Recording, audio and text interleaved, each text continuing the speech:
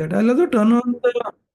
Yeah, I was just going to say that, and I think my team really understood that. So I think good that we're just recording, just in case you want to share it with your colleagues or anybody else. Yeah.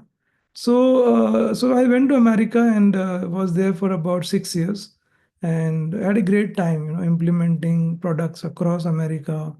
And then I was also for a short period working at GE, and GE wanted to start something in India, and they were Wipro's partner. So I was a good profile for them, Indian guy with America experience, wanting to start in India. And I came back and joined Wipro, and I was there for a very long time. And during that period, and I'm giving you this story because there is a relevance to what we are going to do today and how did I came into this field. So in Wipro, I got our chairman's award, called the Best People Manager Award, and we were 20 of us out of a huge pool of managers. So very prestigious award. And our chairman said at the end of the award ceremony that I want you all to go and talk to a lot of our managers in Wipro and teach them what you are, how good. And this award was called as the Best People Manager Award. In this, are you able to manage people well? And I started sharing, and when I was talking about my best practices, the trainer would say that whatever you are sharing has been researched by Richard Burt, Annie McKay, and I would really love to read those books and research. And then I realized that there is so much in psychology that business is not using for their advantage. And then I started using that. So by 1 hour session became like 2 hour, 2 hour became 4 hour, and I started facilitating. And I did that for about 7 years. And after that, I saw that in India, there are a lot of companies who are not as big as Wipro.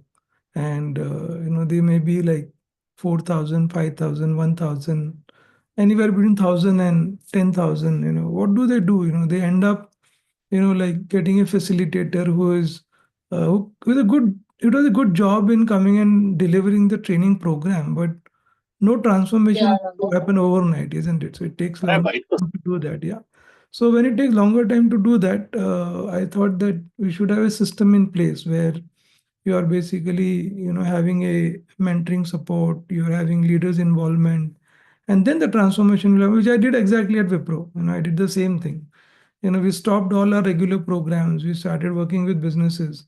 And in 2016 beginning, 15 end, I came out of Wipro and started this. So we uh, usually try and do longer approach. We do 6 months, 12 months, 18 month journeys.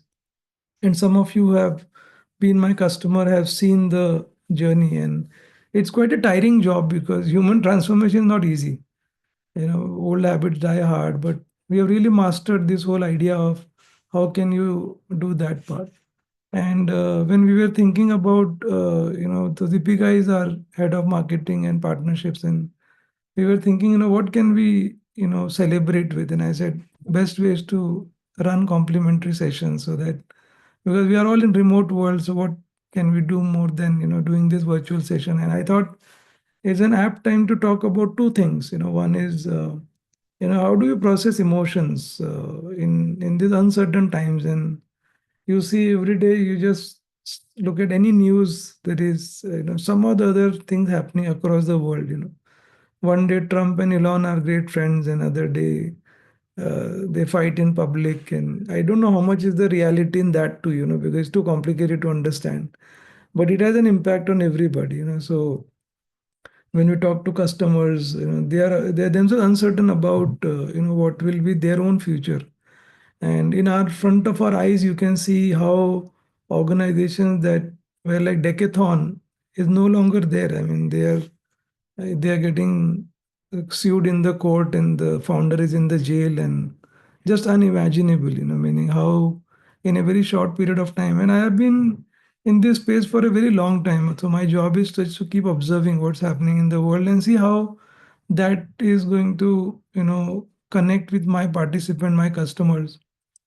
So I remember I was in US, and there used to be a chain of this video library called Blockbuster. So if you have been in US, you would see that. And For most of us who were in that time, Blockbuster was like a family going together on a Friday evening, picking up 4 or 5 movies and then watching them over the weekend. And can you imagine if you read this book called Exponential Organization? There is a case study on Blockbuster. So Netflix went to Blockbuster and said that, I think people are going to like streaming. So why don't you acquire us so that we can get, your entire customer base? And Blockbuster said that, no, no, I don't think people would want to watch without coming to the library and taking the cassette. Can you imagine in 6 quarters, they filed bankruptcy, meaning 4,800 outlets, almost close to that number, got closed. Can you imagine? Like it's such a short period of time.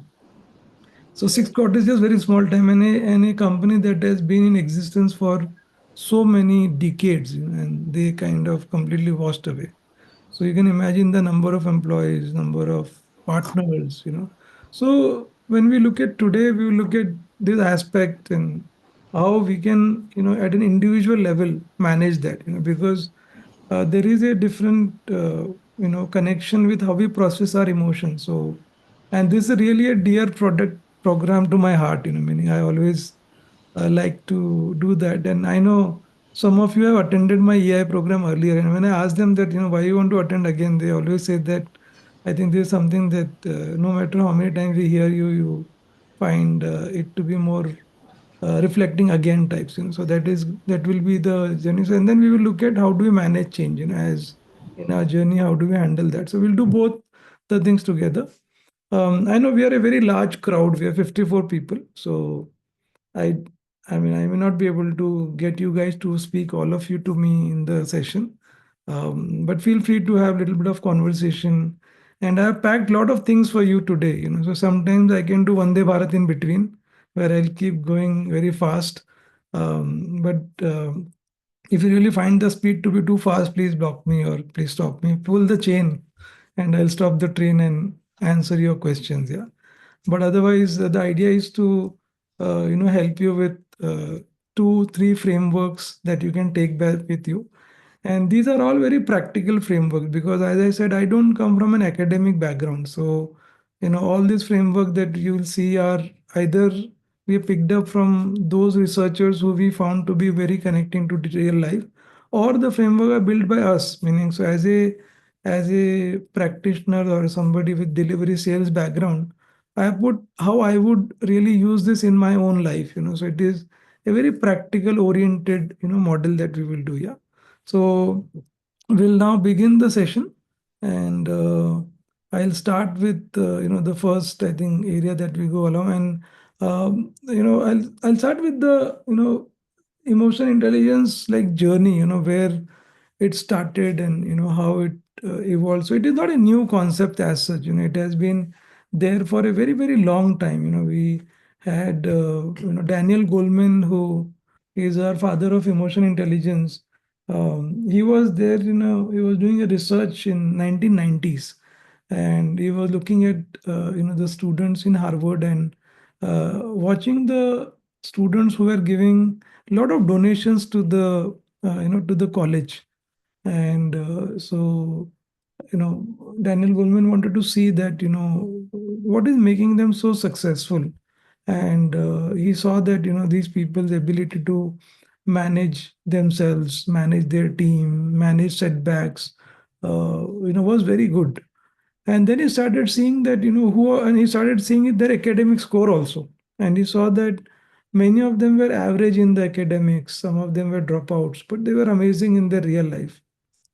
And then it intrigued him to see those people who were good at academics. And he saw that many of them were fantastic in academics, but they were not really as great in their real life. And that really made him to think, talk to them, understand what they do. And he wrote a book called Emotional Intelligence in 1998. And I think there is no looking back after that. It has been for so many decades, and it has got sold like millions of copies. And that really made, and it's a very fuzzy topic. You can't really see that. You can't really do an X-ray and say that, what is the emotion state of mind. I mean, now there are definitely ways to measure that, but at that time it was not there, but being very popular. And then there are other people also like Richard Bartis, Annie McKay. These are people also done a lot of work in, AI space. Yeah. So, that is the background of AI. So it is not new as a concept, but now with the changing times and the way our society is evolving, like even when I look at myself, I am from Rajasthan, I'm a Marwadi, but my father, is from Maharashtra. My mom is from Rajasthan. I was born in Mumbai. I lived in America. Now I'm in Hyderabad. So it's at times very uprooted feeling you get, meaning, where are you from type, and similarly, like we've become a very nuclear family now. Most of the people just like, very few people in the family. So this whole environment, is changing. And on top of that, you have got pressures coming from all over. I mean, Blockbuster example is much old, but you can see even in front of our eyes how a company who is seen such a big potential just get wiped out by somebody else, and the impact is very high, on the people who are there. And recently also, you would have seen in news about a company called Celebi. It's a Turkish company, and they are one of our big clients. And I have been working with them for so many years. I mean, I know the head of the organization, I know the people, all the senior leadership. I have worked with them personally. Now, in some form, these people, there was no direct fault of these people. It's just that, you know, the Turkey government did something with Pakistan, and the decision of Indian government to cancel their license in India had a big impact on these 8,000 people. Now, and as we go along in the journey, I'll talk about. I mean, you would have heard this term called VUCA for many, many years, and now I think for last couple of years we have a new term called BANI, which is brittle, anxious, non-linear, and incomprehensive. So, and I know this account personally, so I've seen how rapidly things changed over like 48 hours. Meaning, we are running a program for them. It's a 1 year program running. It impacted us also because all our programs got stalled.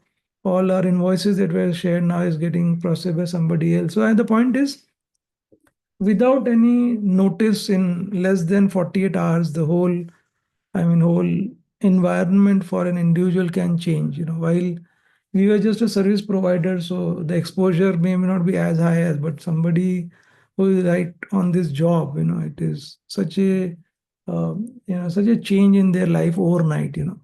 So while we do this, there are going to be people whom we have seen who are really great change leaders, meaning they are people who are still able to manage change. And what I want you all to do is that, we don't want to do the exercise here. If I do this session regularly, then we do a exercise to really figure out the qualities, their experiences, why do you qualify them? But I want you all to, so I think Sulba would have sent you the participant workbook, or we can even give it to you. I would like you all to take that participant workbook, which is a very beautiful workbook created for you, which has got pretty much everything that you are seeing here on the screen. So you can use that to later on practice this. You can think about the leader. You can think about what all you have learned in this. You can, document that and relate that to that leader. Yeah. So use that workbook to train, your own people. If you're in line operations, you can still run like an hour session for them using the workbook that I have sent with you. Because the idea is to start also learning from people around us. Who are those people who are really emotionally intelligent change leader. Yeah. So I'll just put up this question, and maybe I'll unshare the screen, and you guys can unmute and maybe answer me, like what do you think is emotional intelligence, and how does it connect with change is the first question. And the second question is, are emotions and feelings, the same? So you can make a note of the question, and then I think I just see that Bhavana has uploaded the workbook again on the chat. So if you've not got on email, you can. I mean, you don't need to use the workbook now. Just keep it with you so that you can use it when you want to train more people. So these two questions, what is emotional intelligence and how does it connect with change, and are emotions and feelings the same? So anybody can answer, unmute and answer, and you can mute it back once you've answered so that in case there is a background noise, we can have, yeah. So who wants to be the opening batsman? Yeah, Vijay. I'm about to use the same word, opening batsman. So Yes, I've yes, already used it a couple of times. Now, for me, two things which stick out. Right? I think the question about emotional intelligence and change. This might sound cliched, but change is obviously a constant. Right? yes, And if I look at the four components of emotional intelligence, one of the components, if I recollect correctly, is indeed self-awareness. Yeah. yes, So understanding where we are, for me, is a very critical element of change, of yes, yes. handling change, I would say, not of approaching, not even handling, of approaching change.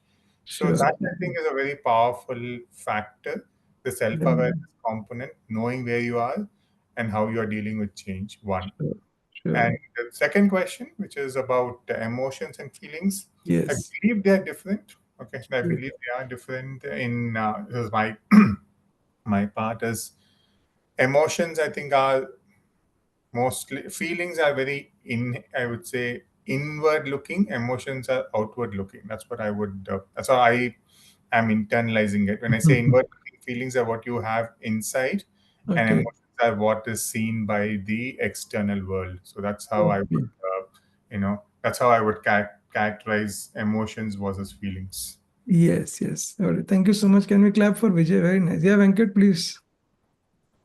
Yeah. So, Yogesh, I feel emotional intelligence is managing your emotions and exhibiting it in a way which is beneficial to yourself and your team or your country or your group. Okay. To yourself and your group. Manage it and exhibit in a way which is beneficial. Yes, yes, Yeah, yes. Lovely. thanks. Very nice. Thank you so much. Yeah, I can see some responses. Ayushi says that emotions are basically automatically okay, but feelings are what you think about that emotion. Okay, Ayushi. But what Vijay was saying is that emotions are external and if feelings are internal, no problem. We'll deal with that. Ayushi, thank you so much. Surendra, you're also, I can see your response also. Yeah. So Vijay, you want to go? Vishu? Yeah. Vishu Kumar. Yes. Uh, for me, I feel that the feeling is more connected with the sensory, and Okay. emotions are more connected with our frontal neurons, what really does in our brain.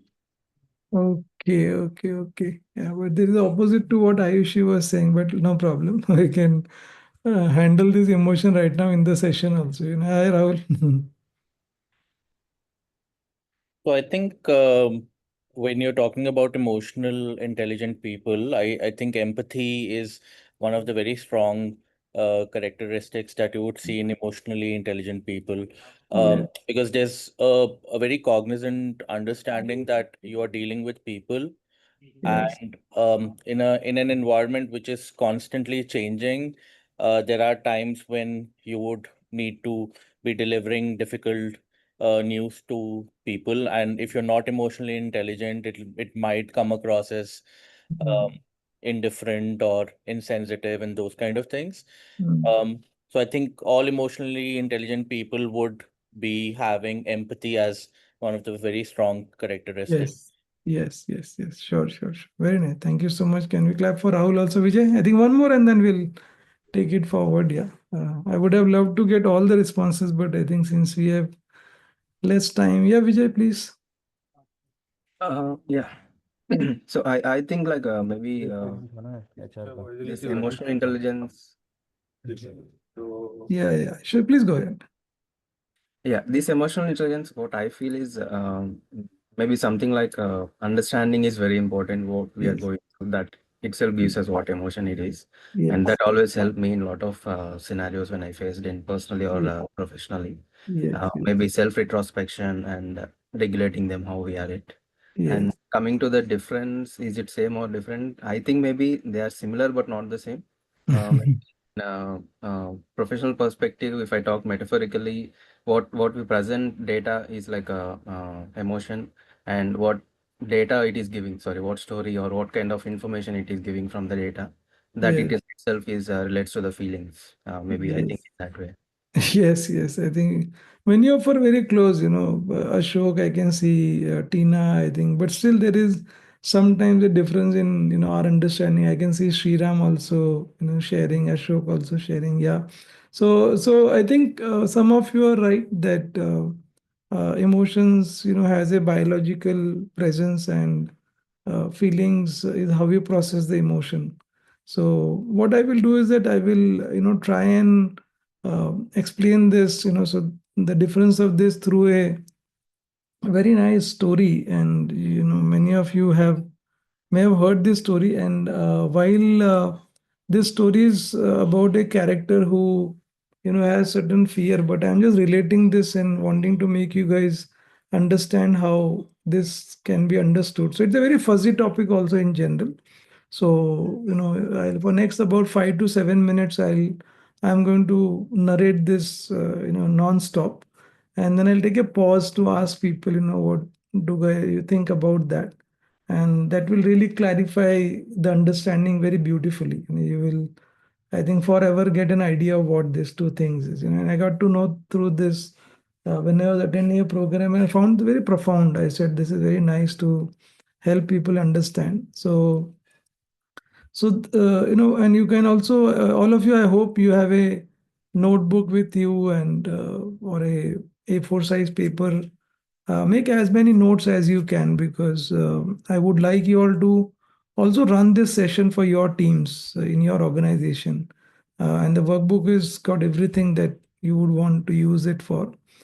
So make notes of it. So uh, while many of you may know, but there is a big relation of, what we manifest in our today's age has an impact on what we experience in our early years of our growth. So up to 12 years is where I think lot of, things that we capture in our neuroscience has an impact for rest of our lives, including how do I manage change. So, when we are born as a child, right, as a human being, irrespective of whether I am from Pune, or I am from Germany, or I am from Toronto, or I am from Trivandrum, wherever, all of us as a human are born with many emotions, but there are four which are prominent: sad, glad, mad, and scared. Yeah. So yeah, these are the four that are prominent, which pretty much are there in our lives. So sad, glad, mad, and scared. And as we, so if you look at a child, if you play with him, he'll become glad. He'll smile at you and all that. If nobody's around him, he'll become sad. If he's hungry, he'll become mad and he'll start crying unless you feed him. Yeah. And again, if nobody's around him, he'll become scared. So you look at any child, irrespective of culture, you'll find the exact same response from a child. Okay. It's so amazing that emotions are like culture agnostic, environment agnostic. But as a child grows, right, he starts seeing the world around him. And that is where the feelings start coming into play, meaning how do the child process the emotion. So there is a girl called Geeta, and she is 8 year old, and she's been invited to speak in the 25th anniversary function of the school. Like the way we have our 10th anniversary today, it was her school's 25th anniversary. And the family was very excited, mother, father, everybody. And this is in Hyderabad, so all of them are like super excited that Geeta is going to say the poem in the school. So dad got like, he took leave for like 5 days, and he was preparing Gita in the morning, evening, afternoon, the same poem by hearting, like and like mom also from her savings got the frilka frock for her, and all the relatives from Vijayawada, Kakinada, were all invited to come for the event. So it's that day morning and 10 o'clock, Geeta is behind the curtain. Okay. And she's going to just, and everybody got the first VIP row. Have you experienced VIP row? It's very nice. And you get like first row, you can see the stage very nicely. So some of the relatives in their life never has sat in the first row. So they were like all the more super excited. And as the curtain opens, and Geeta sees like this 1,000 people in the auditorium, and she gets nervous about seeing so many people. So she, forgets the first line of the poem. So you all know, right? When you buy out something and you forget the first line, you can't remember the remaining poem also. So everybody looking at her, and Geeta is also looking at everybody. And the more they look at her, the more she is not able to recall the poem. And I don't know about today's mom, but that time mom gave a stare to her saying, "Chalo ghar pe batati hu," type, and she knew what will happen when she goes home. She'll get the life threatening, and even dad was like upset that he spent so much money, took the leave, all that, and Geeta is not saying the poem. Finally, Geeta is not able to say the poem. So after 10 minutes, she steps out of the stage and makes a decision on that day that from now on, I will never, go on the stage. Now, fast forward her life to, you know, uh, she's now 25 years old and she joins Qualizil. It's a company in Hyderabad and reports into Sriram. And whenever Sriram says that, hey, Geeta, tomorrow there is a new delegation of customers coming from US, you have to make the presentation. She says to Sriram that, I am having a doctor's appointment, or my mom is not well, or my grandmother passed away.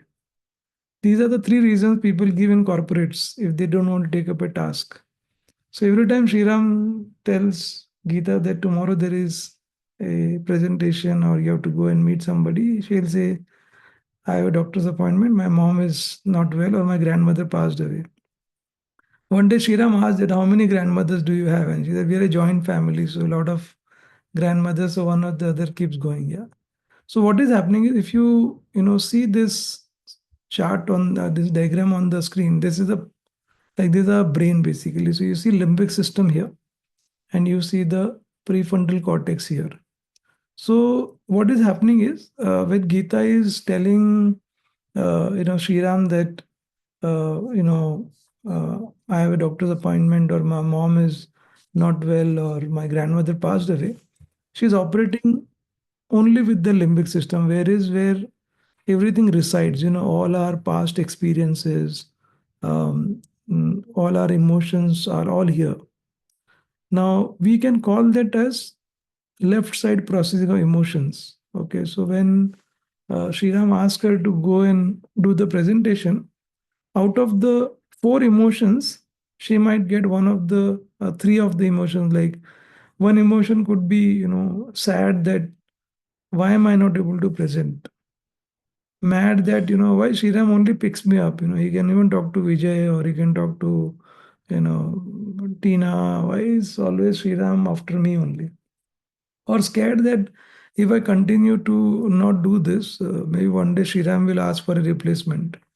So when she's only operating with limbic system, that time we are calling it as left side processing of emotions. This has nothing to do with left brain and right brain. It's just the way we process our emotions. And now she could start building her awareness of the limbic system. How does the emotions experience on her physical body? What happens when Sriram tells that, she has to make the presentation. So that time what she will do is that she can then start, like processing the emotions by connecting to the prefrontal cortex. When she connects to the prefrontal cortex, we are calling it as right side processing of emotions. And when she connects with the prefrontal cortex and kind of takes a pause and does right side processing, she can tell Sriram that, hey Sriram, I find it a little difficult to make the presentation because I am a little scared of going on the stage. So can you like do the starting part and then I'll do that part. Or maybe I'll talk to Yogesh. He has a very nice training on presentation, so I'll attend that. Or maybe I'll talk to Sita. Sita has a very big coach pool, so I can see if Sita can help me with a coach who can help me with that. So that is right side processing of emotion. So when she connects with the prefrontal cortex, it is like a upward spiral. The body is secreting endorphins. That it is like giving him a lot of ideas. But if it is, when she's just operating with limbic system, it is left side processing of emotion, which means the body is secreting cortisol. It is, like a downward spiral. There are no options coming up. The body is shutting down. The more and more she practices this, by recognizing the emotion on the physical body, which is again generating from limbic system, she can start creating new experiences on the same limbic system. And over the years, she can actually start practicing more of right side processing than doing the left side processing. So I'll take a pause here and maybe any thoughts, any reflections.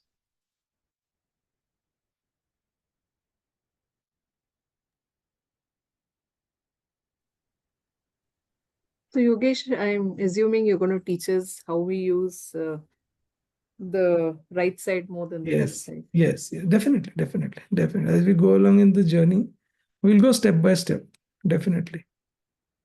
In fact, we'll also touch upon how does our limbic response to change? What is the anxiety with change? How are you going to manage the change? So we start with the.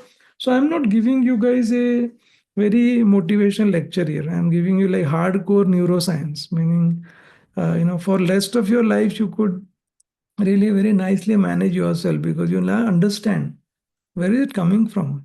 What is my past limbic experience that is making me do that. And it is so fascinating that our brain is responsive to intentional practice, which means if I were to practice this for some time, the brain will respond to that new response that we are doing, and I'll not be stuck with my past experience. Yeah, very nice. Anybody else on any reflections, any thoughts? Yeah. Hi, Yogesh. Yes, So, yeah. yeah, I think the left brain, right brain is something that we keep hearing, of course, the logical brain, the creative brain. Yes. But I think that conscious effort to bring in balance and be able to use them as required, Yeah. I think for at individual level, while, when you're telling others, when we are taking sessions or working with others, Yeah. might come in easy. I think it also becomes very important that we start practicing it by ourselves so much that it automatically becomes a default way of you working as a leader Completely, to be completely, able to connect with people which they in turn can imbibe. And I think that completely. that conscious piece is where I get, which while we've been doing some, I think there is always space for more to be, more Yeah, ways of balancing to be yeah. So incorporated. right now, what I'm trying to say, Sita, is that I'm not even bringing the left and right brain in picture because we are just talking about, how do I process my emotion? The Process. moment so the left side processing and right side processing is the way I process the emotion. So the moment Yeah. Shriram is talking to Geeta and she experiences the physical experience of emotion on the body, what is she doing after that? If she starts recognizing that, if she starts pausing there, she could give a different response to Sriram by connecting to the prefrontal cortex, because prefrontal cortex is a part of the brain that helps you take some rational decisions. It's also called as rational brain. Yeah. Yep. Anybody else? Yeah. Any other thought? Is the Yogesh, limbic brain Yeah. necessarily, sorry. is Yeah. operating from the limbic brain necessarily a, for lack of better word, a bad thing, Yogesh? Are there circumstances slash situations where operating from the limbic brain is actually the right thing to do? Yes. Very good question, Vijay. So For example, when I'm evaluating a project to do the funding, good to do left side processing, because right side processing is like looking at a very positive approach to do that thing. But the problem is, if you continue to be on the left side for too long, then you would never make the decision of even going forward with that. So our idea is to, whether you, what Gita can do finally is our choice with Sriram. What we want to try and do here is that, am I just operating with the default response of my past limbic experience, or am I conscious that, oh, now I don't want to go with that? I mean, that was like long time back that happened to me. Now I am like 26, I've graduated, I've done everything, and my current capability is much more than what I am currently demonstrating. So choice is yours. Meaning we don't want to be unaware of the choice. What Gita was telling about the mother sick, grandmother passed away was a reason that was not even real. That is just to pass out, give an excuse to not take it up. Understood. Yeah.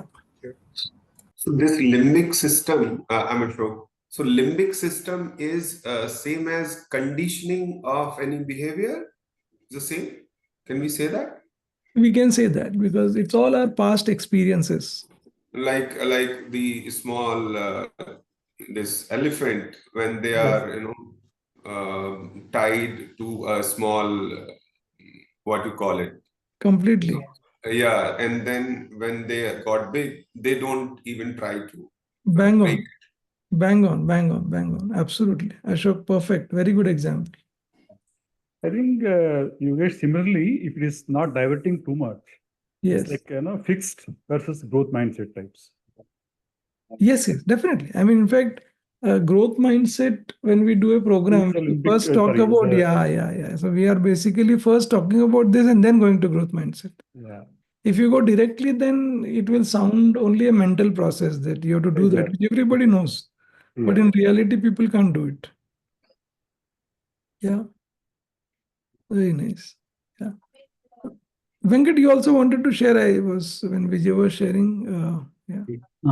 No, actually, as part of the emotional intelligence, I used to think that you control your emotions, express it in a socially acceptable way, so to be successful in the society. But of late, a little confused.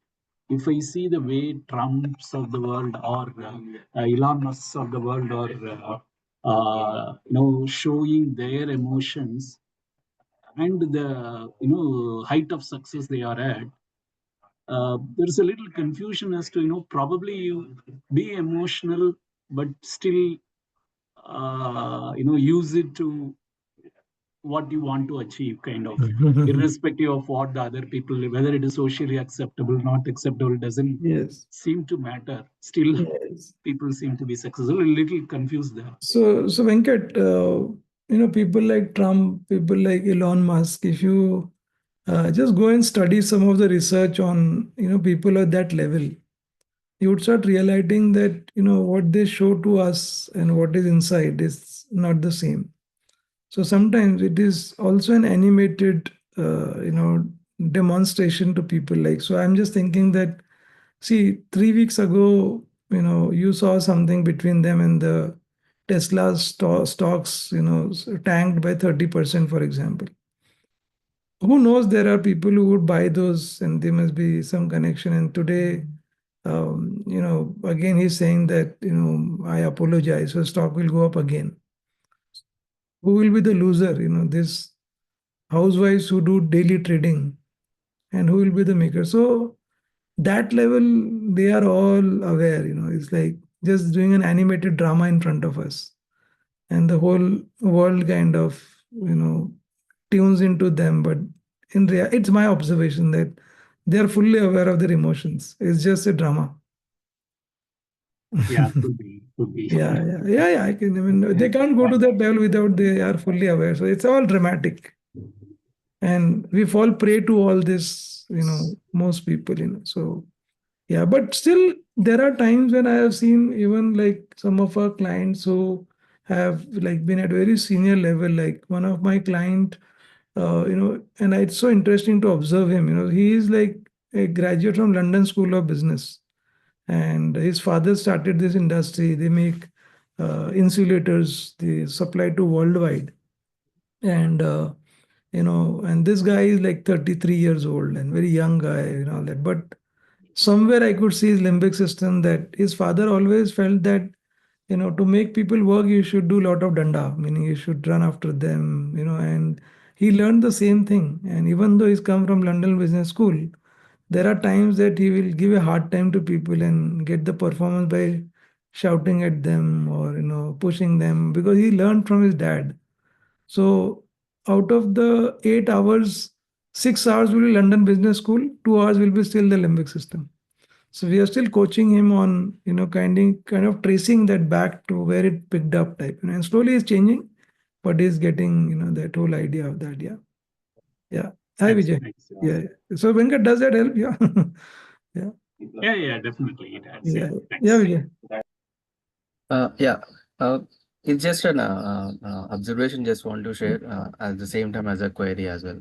So something a recent incident also, something like the Thug Life event where Kamal Hassan said some statement regarding the Tamil Kannada language and all. Yes, yes, What yes. my query it is about, like the such kind of incidents or situations happens, right, when the personality shares such kind of statements that Yes. is impacting people, even they know that is impacting them. It can be a marketing tactic, or if they are really saying, we don't know, whatever it is. Yes, I yes. just wanted to understand, like, does it, I mean, in what way does it impacting us as, I mean, a common man? Because those kind of articles they keep on posting or publishing on the YouTube channels or the TV, even for that matter TV, yeah, I mean, news channels Yes, as well. yes. So does it really impacts one way or the other way? Like it should just be in the background. They say something else just as a marketing tactic, promote this in that way, or like how that can be. Because I just wanted to understand, will this be impacting in a professional atmosphere as well, where like some kind of assumptions we do and that impacts our thinking capabilities, or taking our brain to think in a negative perspective rather than taking the actual message or the understanding. So just wanted that. Yeah, yeah. So in fact, Vijay, what will happen, you will see, this limbic and prefrontal playing, every day in every moment. So for example, say just today morning, right? I'm going to Pune, and I'll tell you, I'm teaching this for so many years, and you can see my limbic how it operates. So I was to meet this person at a hotel called, Royal Orchid, and say, so the person said that, where is the location? And I'm in my mind with the left side person saying that, how come somebody in Pune doesn't know the location of that, and why is the person even asking? And I could see my limbic operating with left side processing. Ideally, I should simply give the location. But see my brain how it is acting. But still, since I'm practicing this, I didn't. I just sent the location. And interestingly, what the reply came to me that, oh, I asked you because there are two Royal Orchid in Pune, which I didn't know. And then I realized that it is a very logical question to ask, that which orchid you are staying in. And I never knew that there is another orchid. So, Vijay, every moment in our day-to-day life with our families, with our bosses, with our colleagues, with our reportees, this can just happen. It's so dramatic. As you see in the journey here, like emotions have a physical, biological presence. Meaning, when I was talking about the Royal Orchid thing, there was a sensation inside me that why is somebody asking? The person lives in Pune. Why is the person asking? But since I practiced that, I did right side processing. I said maybe they maybe never have gone to that hotel, for example, or maybe they're very new to that area, whatever could be the reason. We don't know. And exactly that is what happened. The person said that, yeah, there are two locations, which I didn't know. So if we can start recognizing our emotions on the physical body, and you can see that anywhere, like, so, there are times when, you hear about somebody and you don't want to meet them, and you are still wanting to, you have to go and meet them. There is a physical change in them, right? If you have to make a presentation, like in Gita's case, there is a bodily change, right? If you're attending a large event where you have to address like 300 people or whatever, and you always have this inner, physical experience. But when you do right side processing, you start like training yourself, saying that, oh, I have done so many sessions. Like today's session, for example, I'm doing uncertainty in emotional agility and uncertainty. I'm combining the two modules together. So it's new for me also. So there is some amount of anxiety in that. But the right side processing is, oh, I've got so many people who have already known me. I think it's a nice topic. I think Vijay will ask a lot of questions and I'll have a great time the way I always have. So that is how you start changing yourself. So it's a very, very personal. So you can see this. And the way we process our feelings has a very big impact on the way the past experiences are there. So they impact our thinking consciously and unconsciously. Feelings are expression of our emotions, and our conscious stories built upon previous experience and the current trigger of emotion. So what was happened in the past and what is happening current. So when you see Kamal Hassan and how you have processed in the past. So for example, when I answered to Venkat, in my experience, I have seen many such cases, where what you see people are, trying to impress upon is over next 2 months, you will see the same person saying something else. And it is all planned. I could almost, like, even in this case that I gave an example, I was telling my wife that just see in 2 weeks what will happen to these two people. And exactly that is happening. So it is up to you to keep observing, seeing that you don't get carried away by those, and be objective about your processing with this very beautiful model called the path model, and I'll just show it to you. So this is a chart that shows about how do you experience emotions on the physical body. So while there are many more emotions, I've just depicted here that this 4N, this will is just to tell you that there is a physical connection with our emotions on the body. And like for example, I've been practicing for so many years, so I could feel something on the left side of the neck when I am not having a comfortable conversation, if there is a negotiation going on with a client, or there is something the client is unhappy about, so the body can. But when you start practicing right side processing, you are not upset with the situation. You always start generating endorphins in your body. It's like an upward spiral, and I have seen that lots of solutions starts to emerge when you practice that model. And here is a very nice model called the path model, path to processing your emotions. So path is an acronym also, and it's also a path for you. So pause to experience the emotion on the physical body. So anything that is uncomfortable to you today, yeah, and you can experience on the physical body, and you can start practicing that.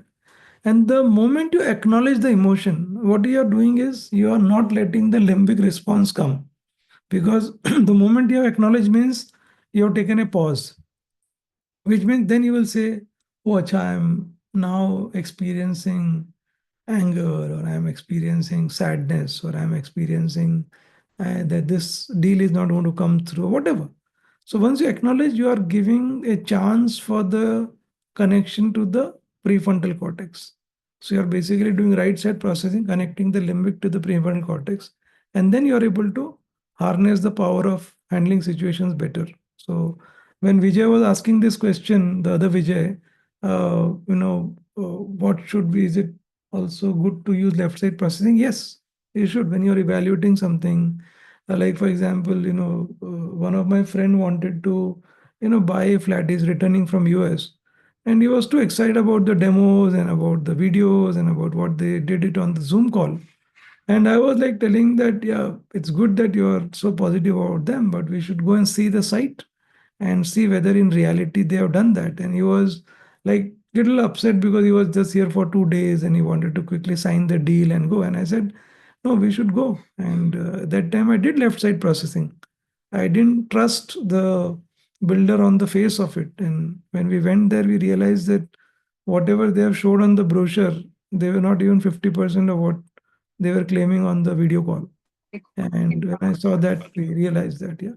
So that is how you can start processing that in your, in your day-to-day life. So I'll take a pause here before I move forward. Anybody, any last questions, any thought before we? Yeah, hi Vijay. I'm not able to use the raise hand button, but I have a question. Yeah, Mine, please, please. yeah. So Vijay, basically, whatever I heard you till now, and the example which you gave us currently. So basically, then don't you think the limbic part which you use is a defense mechanism which helped? Sometimes those past experiences do become the defense mechanism. Second is so it's like tuning your I understood is emotion is again a feeling is again a sum total of your emotions, and tuning the brain in a positive way, is that what we should take in a nutshell? So Pooja, both are right. What you're saying is, I am saying that whether Geeta wants to still tell Sriram that I will not do the presentation is her choice. I am not denying that. Okay, what I am saying is that Pooja, if she is not even aware that this is coming from my childhood decision, is what we want to get there. Okay, Mhm. yeah, then it makes sense. Yes. Yeah. So whether Pooja wants to, I mean, not Pooja, but Geeta wants to do it now is her choice. Today, the thing is that she's not even aware that that can be changed. For rest of her life, she will keep giving the same thing to Sriram, and Sriram finally will replace her. She will go to another company where she will report into Rahul Prabhakar. Rahul Prabhakar will do the same thing. Then she'll go to Ashok. Ashok will do the same thing. So what we want to erase out of that is today's capability of Geeta is much more than what she had decided at an early age. And for all of you, all 66 people right now, I can almost tell you that we have got so much more capability than what we are currently demonstrating, just because somewhere in our lives, somebody had said, and that almost made us to think that no, I can't do this. But you can try this out, and this is not new for me. I've been doing this for 15 years, and amazing participant transformation I have seen. I mean, people have done like all kinds of crazy things in their life, including bungee jumping, going to the scuba diving with 200 feet inside the sea.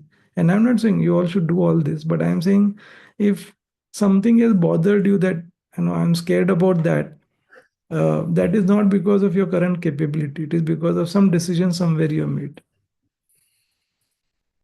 Yeah, Pooja. So try and do. Yes, thank you so much. I think there's a lot of self-reflection to be done, I guess. Yes. And since I'm an HR professional, so one last question to you. A lot Yes. of time when people come across employee and the managers, they come across a situation, okay, my manager, I was able to give the feedback directly, but my manager reacted this way. Yes. I think if I go and give direct feedback or indirect also, so there's a pause button, or there's a step back from the employee side. Sometimes we see, okay, Yes. should I be going in? Then, so this is again a limbic brain, which is stopping the person to go and interact with the manager or share how the person is feeling, or emotions are stopping the person. So in those situations, would you suggest then? Do we call it a employee as a weak IEQ, Mhm. or do we call it as a something stopping him is a right because of his experiences? So, Rahul and Ashok, I'll just give in a minute. I would just want to show Pooja a very interesting stuff. And Pooja, thank you for bringing it up. Let me show you the third part of the brain here, okay, which is called as amygdala. Okay, so we talked about limbic, we talked about prefrontal cortex. One of the other part of the brain is amygdala. Okay, now amygdala's function in our brain is to keep scanning for threat. Okay, so for example, if this say if I see the ceiling cracking, okay, and the brain automatically will see that is a threat that the ceiling is going to fall. So what it does is it takes the blood from the brain and then supplies to the arms so that you can fight and you can hold the ceiling, or it supplies the blood to the feet so that you can run out of the room. And why it does that automatically? Because at that time, there is no rational thinking required, which means we will not say that, iska architect kaun tha, did we get the permission from the municipality? All that is later, Baba. First run. You have to save yourself. Now, this part of the brain also gets activated when there is any other threat also, like difference of view. So, for example, if Pooja and a manager is having a conversation which the manager is not agreeing to Pooja's point of view, so that also is a threat to amygdala, which means the amygdala gets activated and the blood goes to the arms or to the legs. Now, in our corporate setup, I don't know in your organization, but most organizations they don't allow fist fight and all that, right? You have to be, also demonstrating a decorum. So what happens is that the irrational behavior is getting angry, giving sarcastic response, not giving proper information. But have you experienced that maybe after 2 hours of shouting at somebody, you realize that maybe I think I should not have shouted as much. It was not required as much as I did. Because after 2 hours, the blood goes back to your brain and you become rational. Now, this part of the brain, in one of the earlier batches, they said that can we do one thing? If we go to the doctor in Apollo Hospital, we have 66 of us here, we can get it removed so that, this problem of anger will go away forever. I said, no, no, you can do that, and it's a good idea also. But if you do that, then when there is a physical threat, meaning if you're on a road and there is a vehicle coming, you will not even move because the amygdala is removed. So, Pooja, if you start training this amygdala, and you would see this happening on the airport also many a times. So, for example, if we were to do this program in Hyderabad, and you all have come to Hyderabad, and I am traveling from, say Bombay after a session, and suddenly the Indigo airline says that, so your flight is cancelled, and this is the last flight coming to Hyderabad. The amygdala will immediately get activated because the big threat is, what do I do with the 66 people who are waiting for me? And I start shouting at the Indigos. You would have seen at the airport, right? People start banging the counter. They will start shouting at them. Now imagine if you were to train this amygdala and tell the amygdala that, boss, this is not a physical threat. It's just the flight that got cancelled. So then we will tell the Indigo person that I really have to go to Hyderabad. So is there any other airline that can take me? Or I will call Deepika and say that can we start the session at 10:30? I will take the first early morning flight and reach there. So a lot of options can come in. So if you can train this amygdala, and when you train your people, Pooja, in your organization, talk about this, that this amygdala is required for physical threat, but it gets activated even when there is a difference of opinion, when there is even this is the reason I'm giving you all this is that when there is a change that is happening, even that is a threat to amygdala, and that is what you see lot of responses of people not very rational because they just get activated. And when you announce a change or you're telling people to do something, because all this get activated. But when you apply the path model again, which means you're now saying that if somebody is saying something as an HR person, Pooja, for you it is more valid that now where is it coming from, what is his limbic experience, so you have to continue to not let your amygdala get activated. You have to continue to ensure that you are processing right side processing, so then you can ask the person, did I say something that really bothered you? Is there a way we can have a conversation around that? So slowly what is happening is you're letting the person's amygdala also get really slowed down and the blood is going back to the brain. Yeah. Pooja, I know I gave you a big response, but I hope. No, I think this is a very good response what you gave it to me. And we do understand in the corporate setup, we don't react. But I Yes. see employees going in isolation. I We think do. this is a Yeah. good response what I got. Yes, yes, yes. And Thank you. Pooja, I'll tell you one more thing that whenever I've been coaching and training people, when people have tried this, it is so fascinating to see that just because you are not letting the amygdala activated, his amygdala also gets slowed down, meaning you are trying to not let that activated, even if it is activated, you are trying to bring him back to rational much faster, and जैसे हम हिंदी में बोलते हैं ना, दुनिया को जीतना है तो पहले खुद को जीतो, है ना? तो Yeah, यहाँ yeah. पे आप खुद को जीत रहे हो पहले ना. Ashok, sorry to keep you waiting. Rahul, you also, I think you can. Yeah. I think it was worth it to hear the clarification. What I was, just reflecting, the best of examples which I could connect is like advertisement industry. Yes. So they and the question comes from this.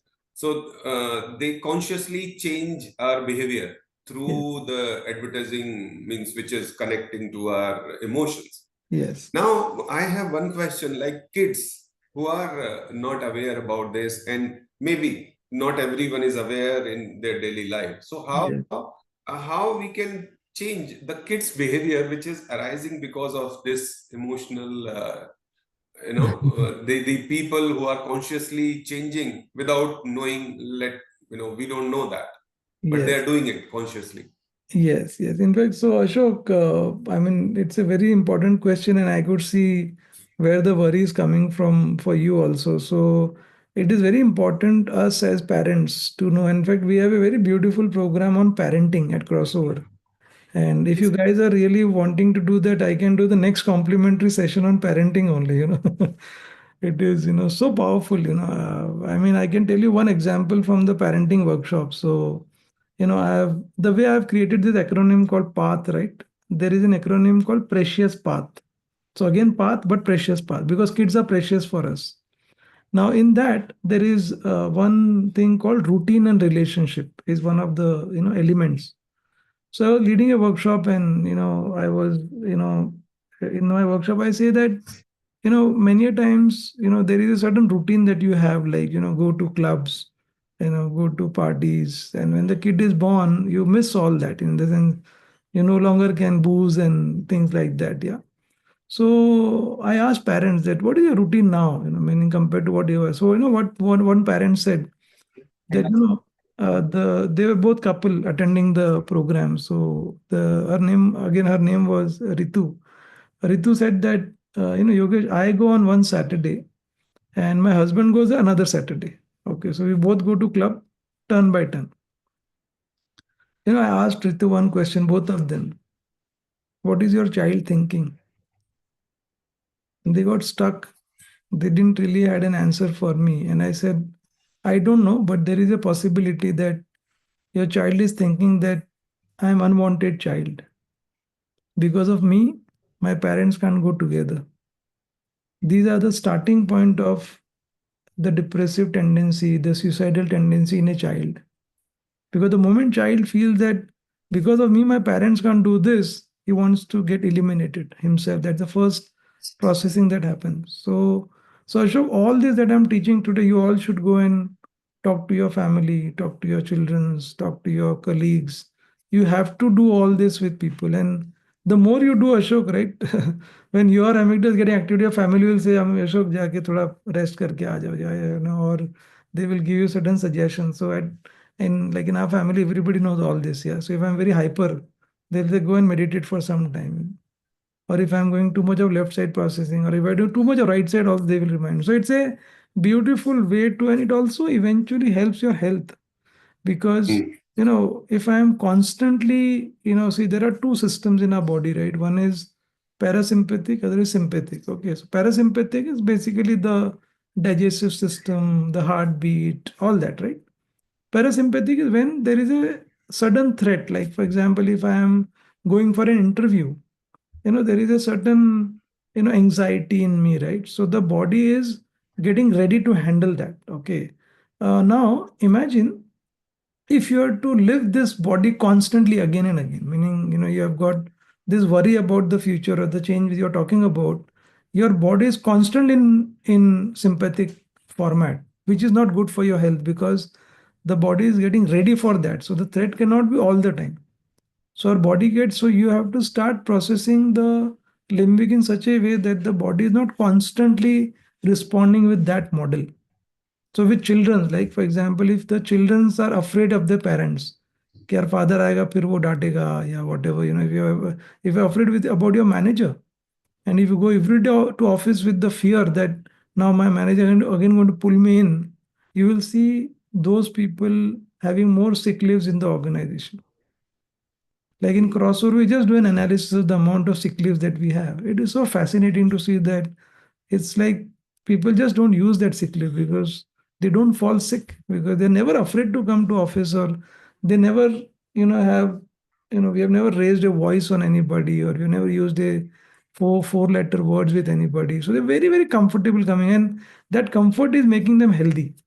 which you can't tell them, on their offer day, but they experience that as they, Ganesh, some of them are there with me right on the call here. So they can validate how we have created. And the reason I did that is because I realized that there is a, see, if you read the work of Antonio Damasio, you will see the amazing, connection with neuroscience and ultimately the way we are dealing with change, the way we are dealing with our own, way of handling both at personal and professional life. So Ashok, you asked a very valid question.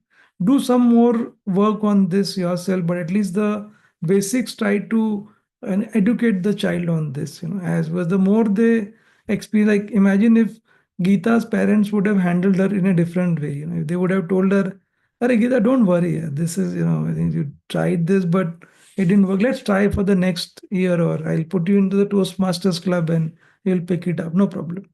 But they didn't do that. And they didn't do that because their limbic system with their parents was like this. So if you're in Pune, you will always be like finding a lot of Shivaji on the road, right? Because they have seen Talwar, sword coming out from every direction, So they have just picked it up, but no longer required right now. You could change the way it would, So thanks, Ashok, for asking. And we'll see. I'll talk to Deepika and see if you want to do the parenting as a next workshop, because I think that's also a very important topic for all of us, Yeah. Yeah, Rahul? Yeah. So I'm in a very different type of a setup where I generally have to work with very young people, mostly Gen Zs. And I try to leverage my limbic system. Um, Given my past experiences, I try to leverage the good side of it at least. Sometimes it has worked, sometimes the trust has been very low. Yeah. And I constantly struggle with having that trust in place. So Yes. sometimes it's a very high trust, sometimes it just becomes very, very low, and it's very hard to trust people in that segment. Um, Yes. so given that, what would be your recommendations that if I have to work with such people who are not very, like, who cannot be trusted, who don't have a very constant trust level, Yes. Yes. how do I utilize my, what would be some strategies like prefrontal cortex that you said, like, how do I embrace that into my Yeah. daily Yeah. work? Yeah. No, I think, Rahul, what you're going through is a very common thing that, all of us with the new generation, we are seeing that. And there is no one solution for that, that you can give a prescription to how to handle that, But there is a very nice work by a guy called Daniel Pink. If you want to read the book called Drive, at least there are three principles in the book that I think if you start practicing, you will start seeing a very different response with the new generation. Because the new generation has been brought up in an environment that is very different than what many of us have seen, and somewhere our behavior towards them is still what we have experienced, which doesn't work with them.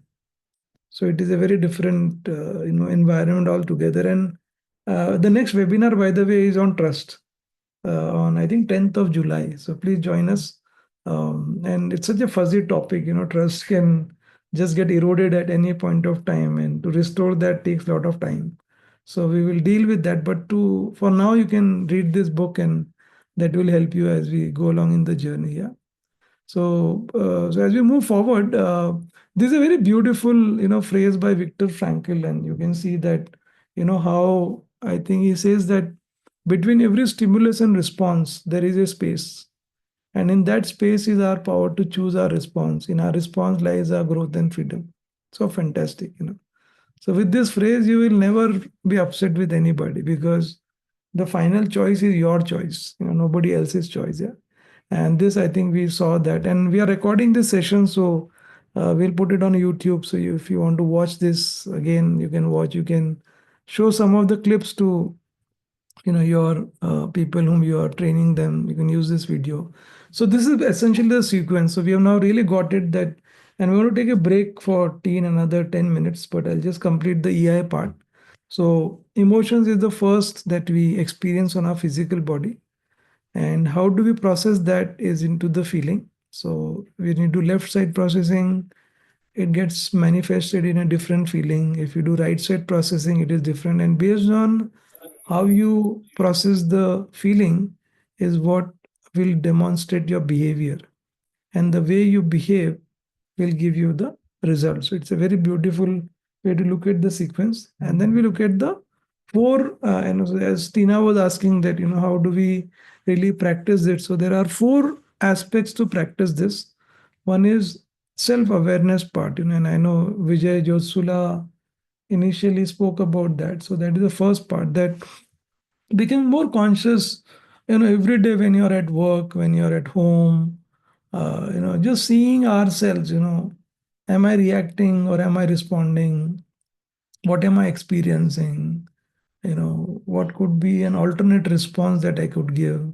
So self management is after the next steps. Once you become aware, you start really managing your emotion. And social awareness is like, if I were to meet Rahul, next time, and I meet him in Pune or wherever, and or Sachin in Pune at Sharda Motors, and I am really excited to meet him next week, for example.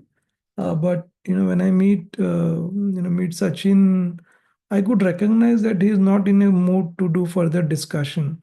So that is social awareness, which means that am I able to recognize that? And you would have seen many a times, right, when you go to somebody's place and they are like, although telling you come home inside, but they you can sense that you landed at the wrong time, they want to go somewhere else. So that is social awareness. And last is using all this, building really great relationship long term. So if Pooja Sethi is going to handle the managers now in a very different way, she will build a great relationship with people, because otherwise they would have just seen the standard response which has been documented in a certain format, and all of us in some form have been responding that way. So that is the fourth way. So each of these I have given, like in the book also you will find that in the workbook, that first is awareness, as we saw that like, because change will always provoke fear, uncertainty, resistance.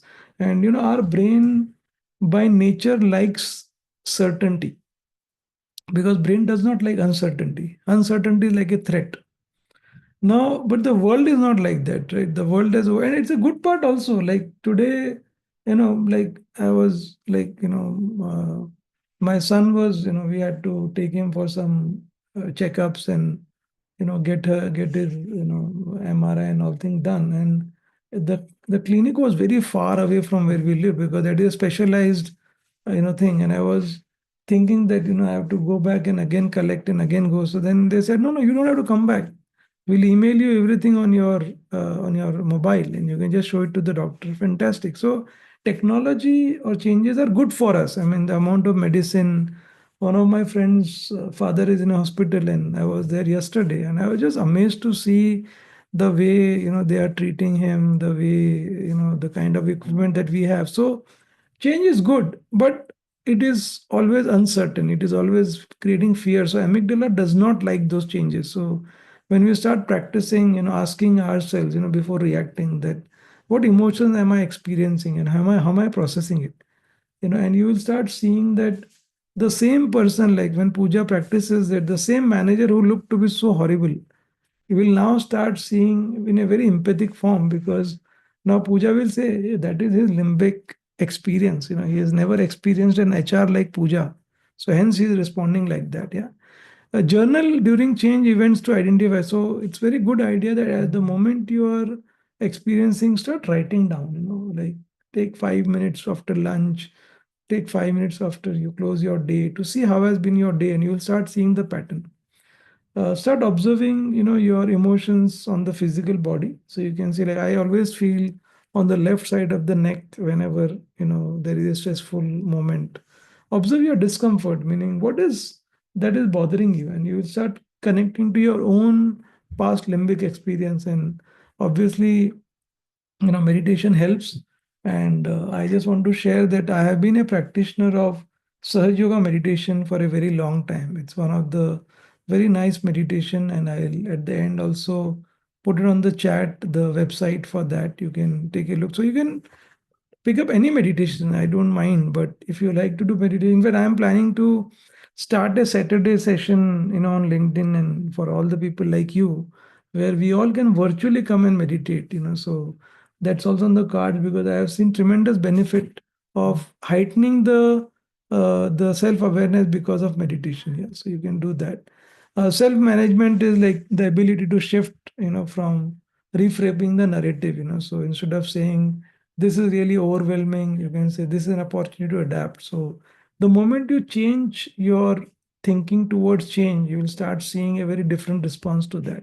So when you start practicing, you start sleeping with an issue, that don't react immediately, and smile and laugh more, because when you smile and laugh more, the body is secreting a lot of endorphins.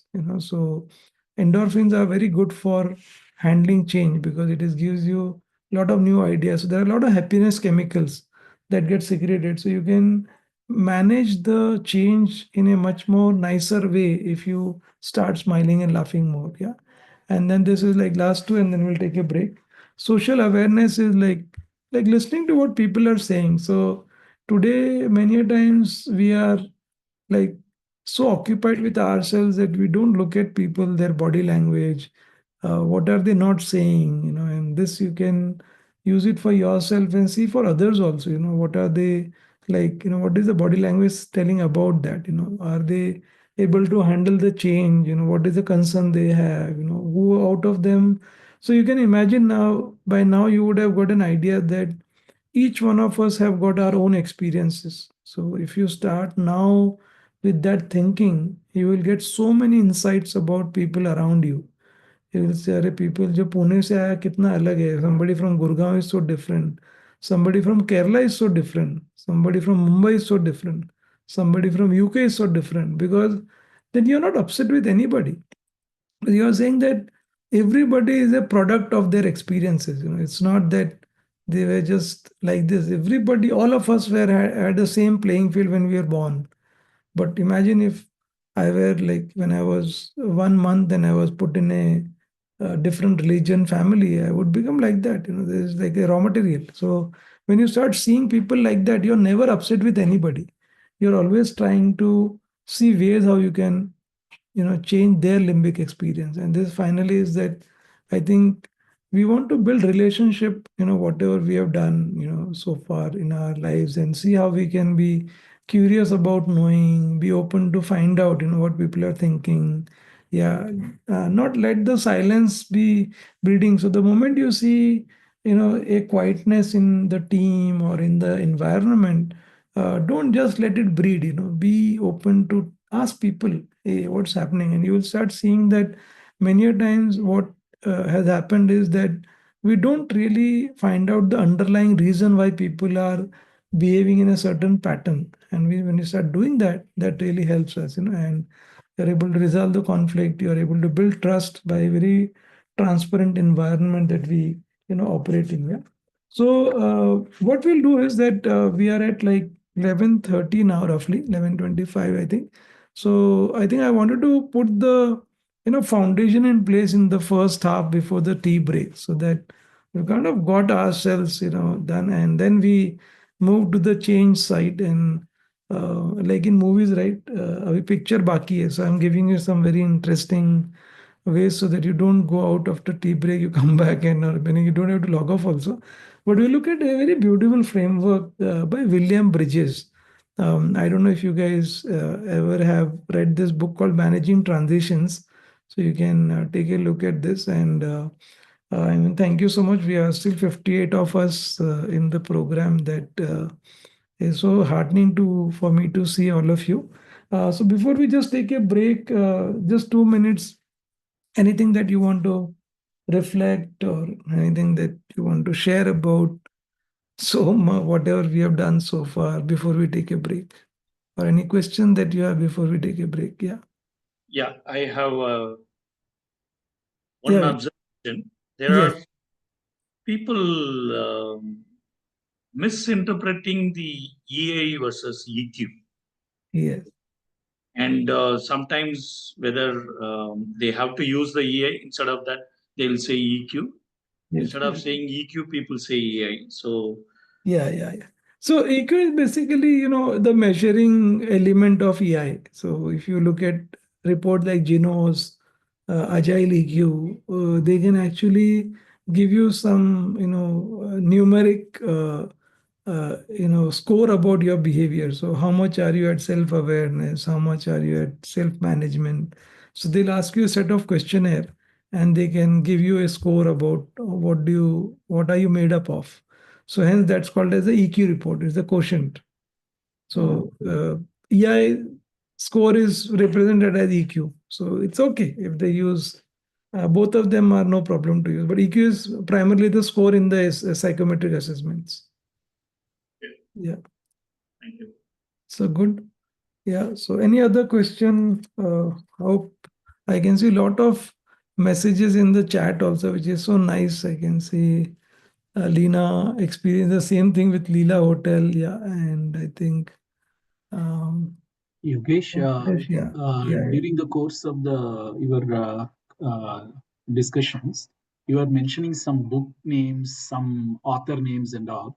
Yes. If that can be kind of put it as a summary in the end, Yes. it will be easy for us to refer. Yeah. I'll do that. I'll ask Deepika or Priyanka to do that. Yeah, definitely. Thanks. Yes, we can do that. No problem. Yeah. So good. So we are. Yeah, I think Vijay, you wanted to. Yeah, I think somebody. Quick. Lina. Yeah, Lina. Yeah. Lina, I'm sorry, I'm interrupting. No, please, So please. just wanted a couple of slides to maybe see. So self-management and relationship building. So because the pointers actually give me that direction to Yeah. to lead with intelligence, this Yeah. emotional. You wanted those slides you're saying?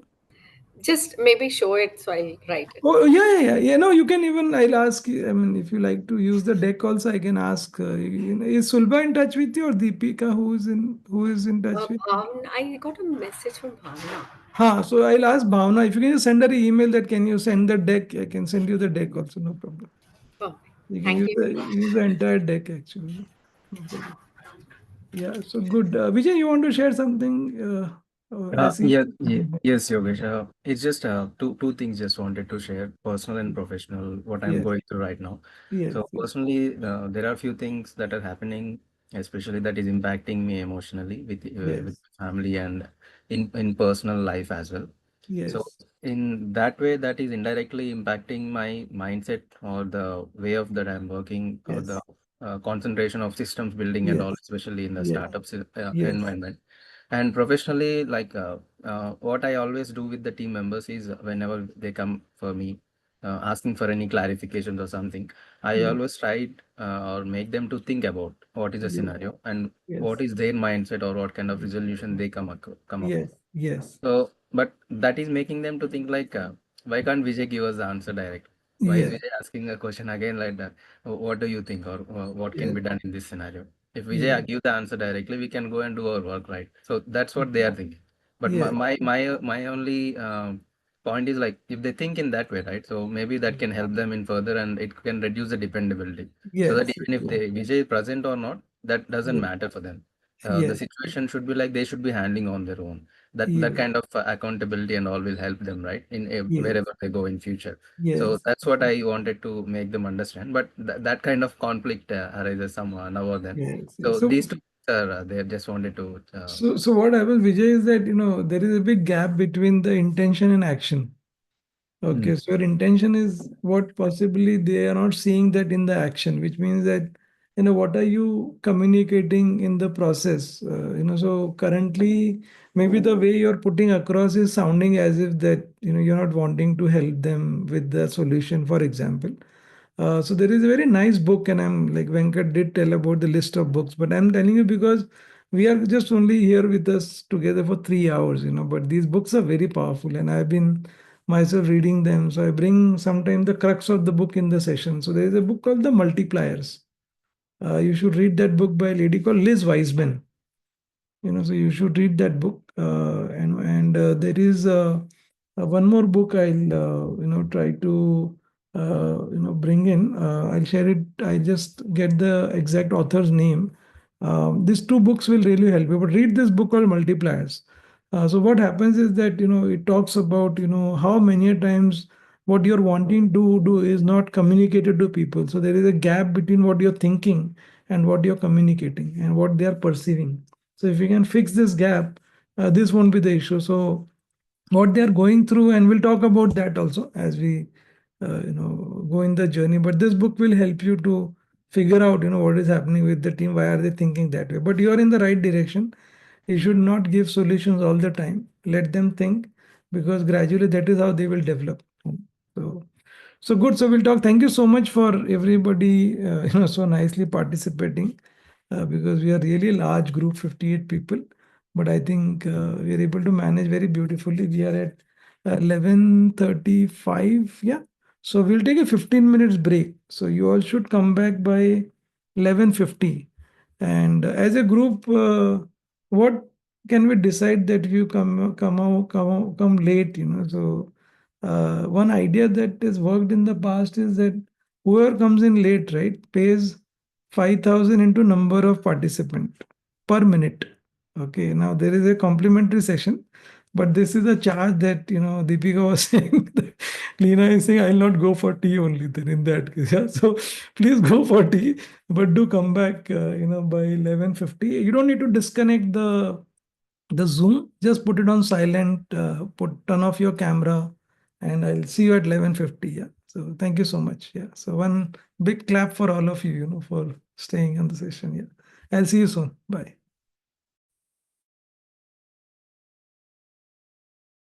Yeah. Thank you so much. Hi, Karishma. How are you?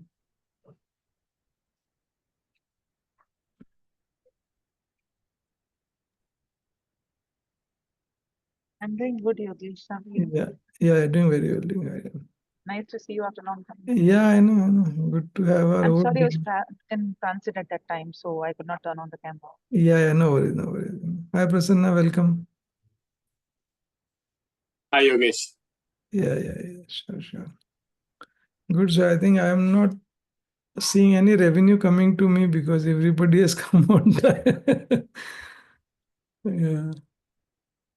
No worries. In fact, I was in Lonavala doing a session for a very senior audience, and the cafeteria was about, I think, 800 meters from the main hall, and I would see people like gasping to come to the session because we had put the same 5,000 rupees penalty. So it is not so much about the money, but people wanted to come on time. So it's a very nice way to get people back in the class. Yeah, so good.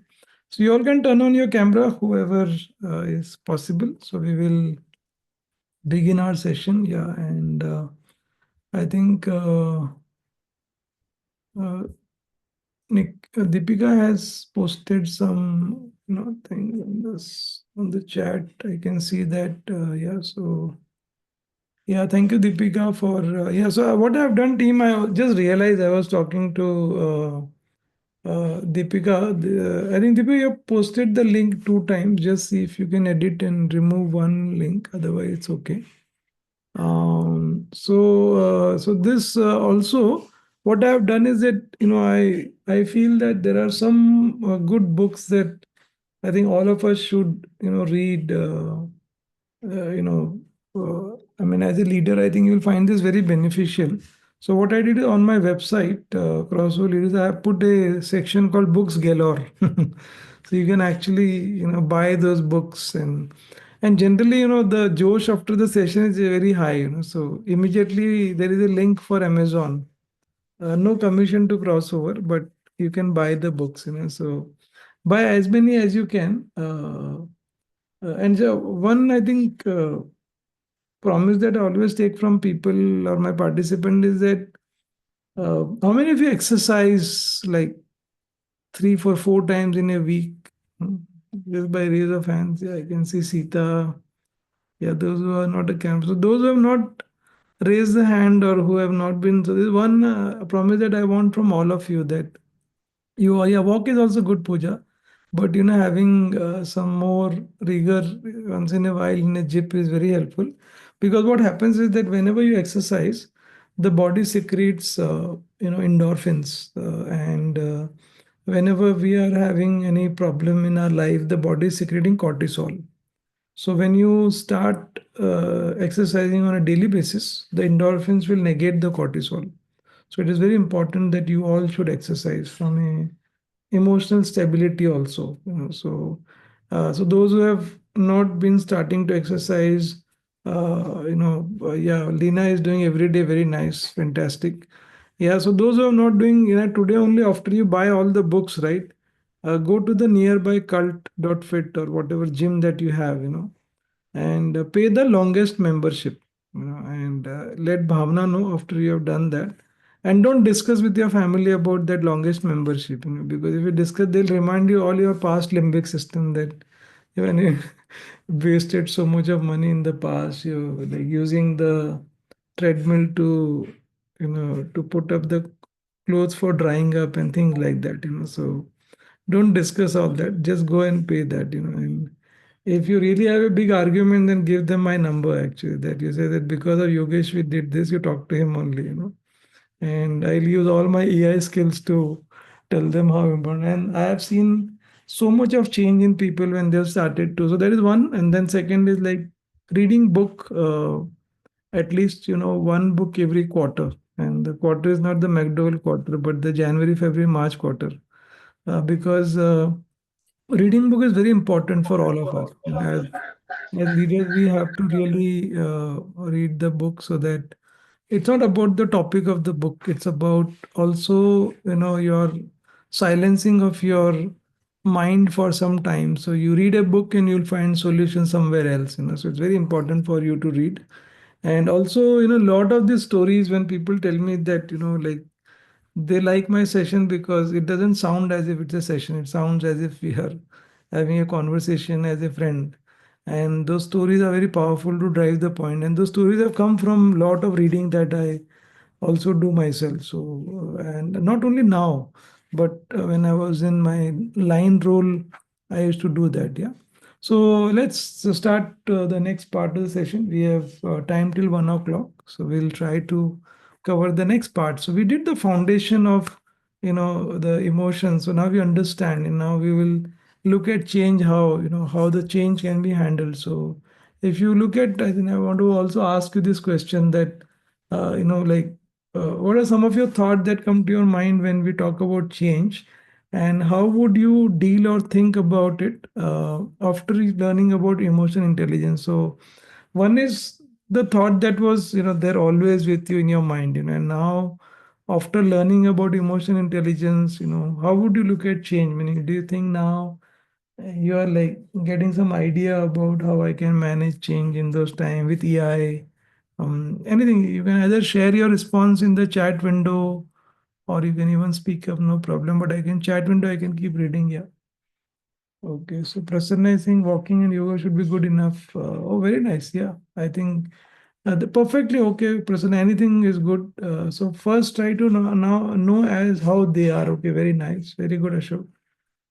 Reacting versus responding, Gauri. The pause is important. Very nice. Super. Yeah. So the path model you understood. You understood where it is coming from the past. So thank you, Gauri. Thank you, Ashok, for putting these thoughts together. Yeah.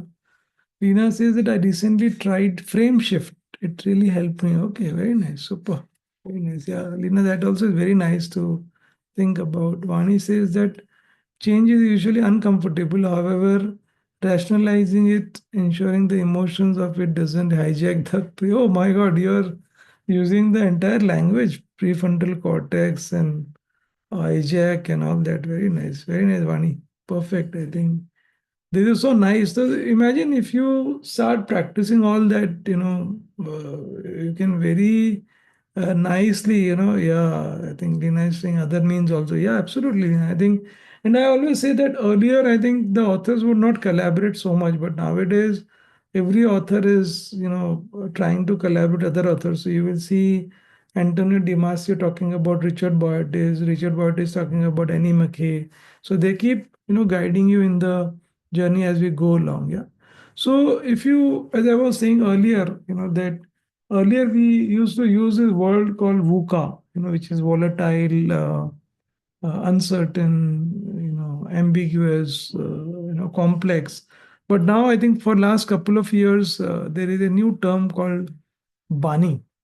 And Bani is again an acronym for brittle, anxious, non-linear, incomprehensible. So it's very interesting to see this, and you can also see for yourself. Like I mean, I give this example of our Turkish company. Like in less than 48 hours, I think the complete company is vanishing from India. And it is non-linear, meaning one news is like impacting 12 airports that they are dealing in. It is very extremely difficult to gauge, that where did it come from? Just there is no connection with what they have done and what has happened in their organization. So, and you will we will see that Bani is not going to go away. It is going to stay. It is going to be like this. What we can do is we can prepare ourselves.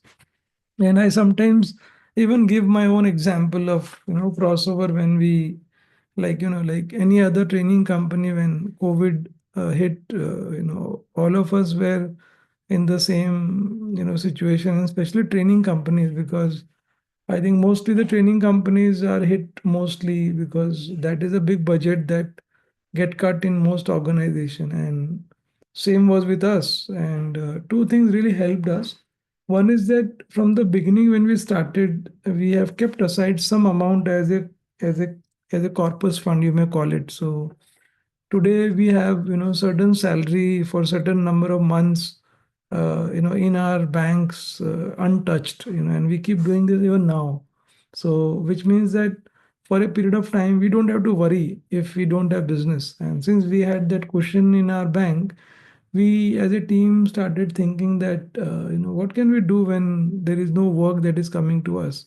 So we started essentially creating new content, revisiting existing content. Also spoke to our clients and said them that we can do virtual session the way we are doing now very beautifully, without people losing any interest. You can have the same set of people, like even and we started doing a lot of sessions for people in other geographies. So the point I want to drive is that we don't know what another COVID may hit or whatever may come into us. It's a Bani world.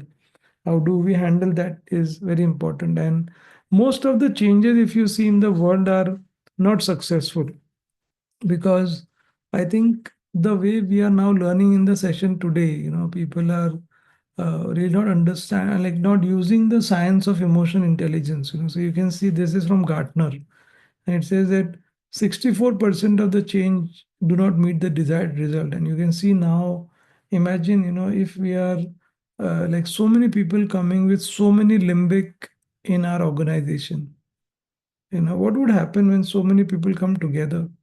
Everybody has their own experiences, ways of processing the emotion.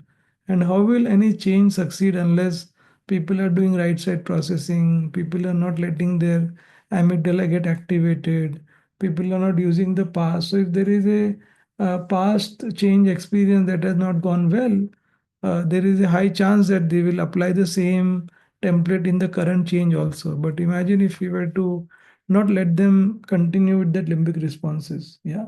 So as leaders, we have to start now bringing this to our teams, across departments or across the organization, so that as you are a driver, we are, when you're driving the change, you are like you're less scary because you know what change you're driving. But what about the other passengers?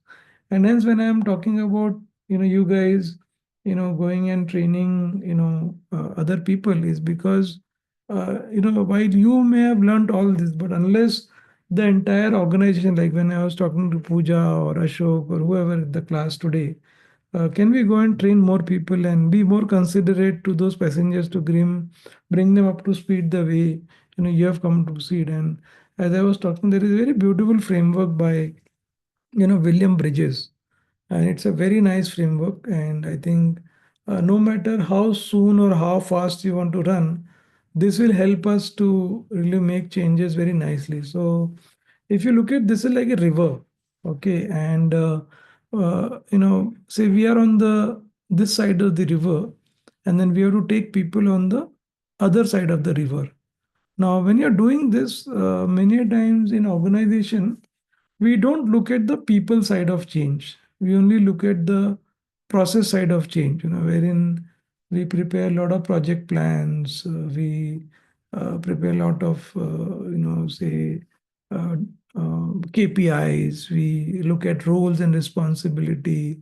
So that we do very nicely, very nicely, but we don't look at what are people going through, and so there is going to be an ending, for every change, because, and I always quote this, and it's also done in William Bridges' book also, where he talks about, especially in the Indian culture, that the girl goes to to the other family after marriage, and there is an ending for her in terms of that no longer she is the daughter, in the sense she is going to stay forever there in the father's family. She's going to go in the in-laws family in the Indian culture. So there is an ending. Now, many times when you look at the rituals that we have in our society, wherein the girl is sent to the mother's place, in the first year, couple of times to, like to get her to acclimatize, because she's in the neutral zone after maybe 1 or 2 years. But there will be time when she actually almost becomes part of the new family, where even the passport has her new surname, for example. Yeah. So if this journey is not handled well, you will see that many girls don't settle down well, because they then start realizing that maybe they have not handled the change very well. And the same thing happens in anything, whether it is changing the product, whether it is shutting down a new old geography and getting into a new geography, whether you are restructuring the organization, because each of these people have a certain ending. So, for example, if imagine we were to get Lina to come from Gurgaon to Hyderabad, okay, and assuming that she is very excited about the new role, and but if there is no proper ending there, after coming to Hyderabad, she will still miss Gurgaon, which means that we will have to do a proper ending there. So there should be a nice send off. Why do we do send off to people? It's like a ritual to tell them that boss, वहाँ का अभी company खत्म हो गया. But if you don't have a nice send off, the heart is still there in the old company or old setup. So when you're in the neutral zone, you are still, wanting to, like, still there are remembrance of the old times. And there is a time when almost, Lena becomes an Hyderabadi. She start liking the biryani. She start liking everything that is there in Hyderabad. Yeah. So that's the idea of ending, neutral, and new beginning. So I'll take a pause here. Any thoughts, any reflections that you would like to share? Yogesh, Sanna here. Yeah, sure. Whenever we talk about the change, Yes. there could be a paradigm shift associated with the change, or there could be a change which is related to time. When I say Yeah. that, okay. Yeah. So when it is relative to time, the changes are always related to time, because you need to be ready for the whatever I mean to say. So Yeah. in those situations, the way you manage your emotions or emotional intelligence matters, Yes. especially when you're hard pressed with time. Yes. So how do you? Is there anything that which will be looking into when it comes to when there's a time constraint?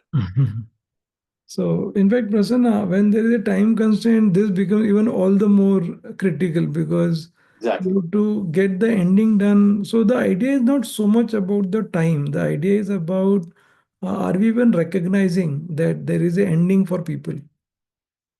So, many a time the leader is sitting on the right side of the river, meaning he is in the new beginning, but people are still not even ended well. And that is where the challenge is. So if you're excited about the change as a leader, and you're wanting people to come along with you, but you have to recognize that the project plan, the KPIs will not help you to get the change. You have to start recognizing that there is an ending for people. They have to let go the old product. They have to let go the old, Lina has to let go the Gurgaon location because she's now going to come to Hyderabad. And when it is in the neutral zone, are we as leaders helping her? Meaning, are we helping her, like spend more time with her, get her to meet Sita in a lot of Hyderabadi people so that she's settling well? Many times we miss out on those parts. And when Lina returns back to Gurgaon and says that I'm not really finding that I'm not settling well in Hyderabad, then you start wondering that what happened to her. I mean, there was such a great opportunity. But it was not about the opportunity, it's about the journey of a transition, which many a times we miss out prioritizing because we are super excited. I'm even thinking, what is there to even talk to Lina because she can't get this wonderful GCC head opportunity, which is right now in front of her. But even though that is attracted to her, but there is a phase as a human. And if we can recognize that, then it is, even if I were to do quickly all this, meaning, but I have to recognize that she will go through these three phases. Mhm. We can't directly get her to new beginning. It has to go through this transition. Taking the same example we took in the earlier session about this Blockbuster. Yes. Okay, so when Netflix approached them and then proposed to take them over, I think by the time they went bankrupt, it was only about 6 months, right? Six quarters, yeah. It's about 1.5 quarters. Okay, yeah. I got it as 6 months. I'm No, sorry. no, 6 quarters. let's 6 months, doesn't matter, yeah. So 6 months for a company to be acquired and then get into a change. What Netflix? Maybe the leadership of, assuming that the leadership of Blockbuster would have subscribed to what Netflix has foreseen as a vision. Yes. Okay, and even if they wanted to acquire and they acquired, they decide to acquire. Okay, and then 6 months would have been a very short period for a company to transform itself and then subscribe to the vision what Netflix has been proposing, right? For its employees, not for the leadership. So Prasanna, my point is that when the leader is super excited about the streaming, adoption of the users, are they conscious about, like when they are closing down the physical outlet?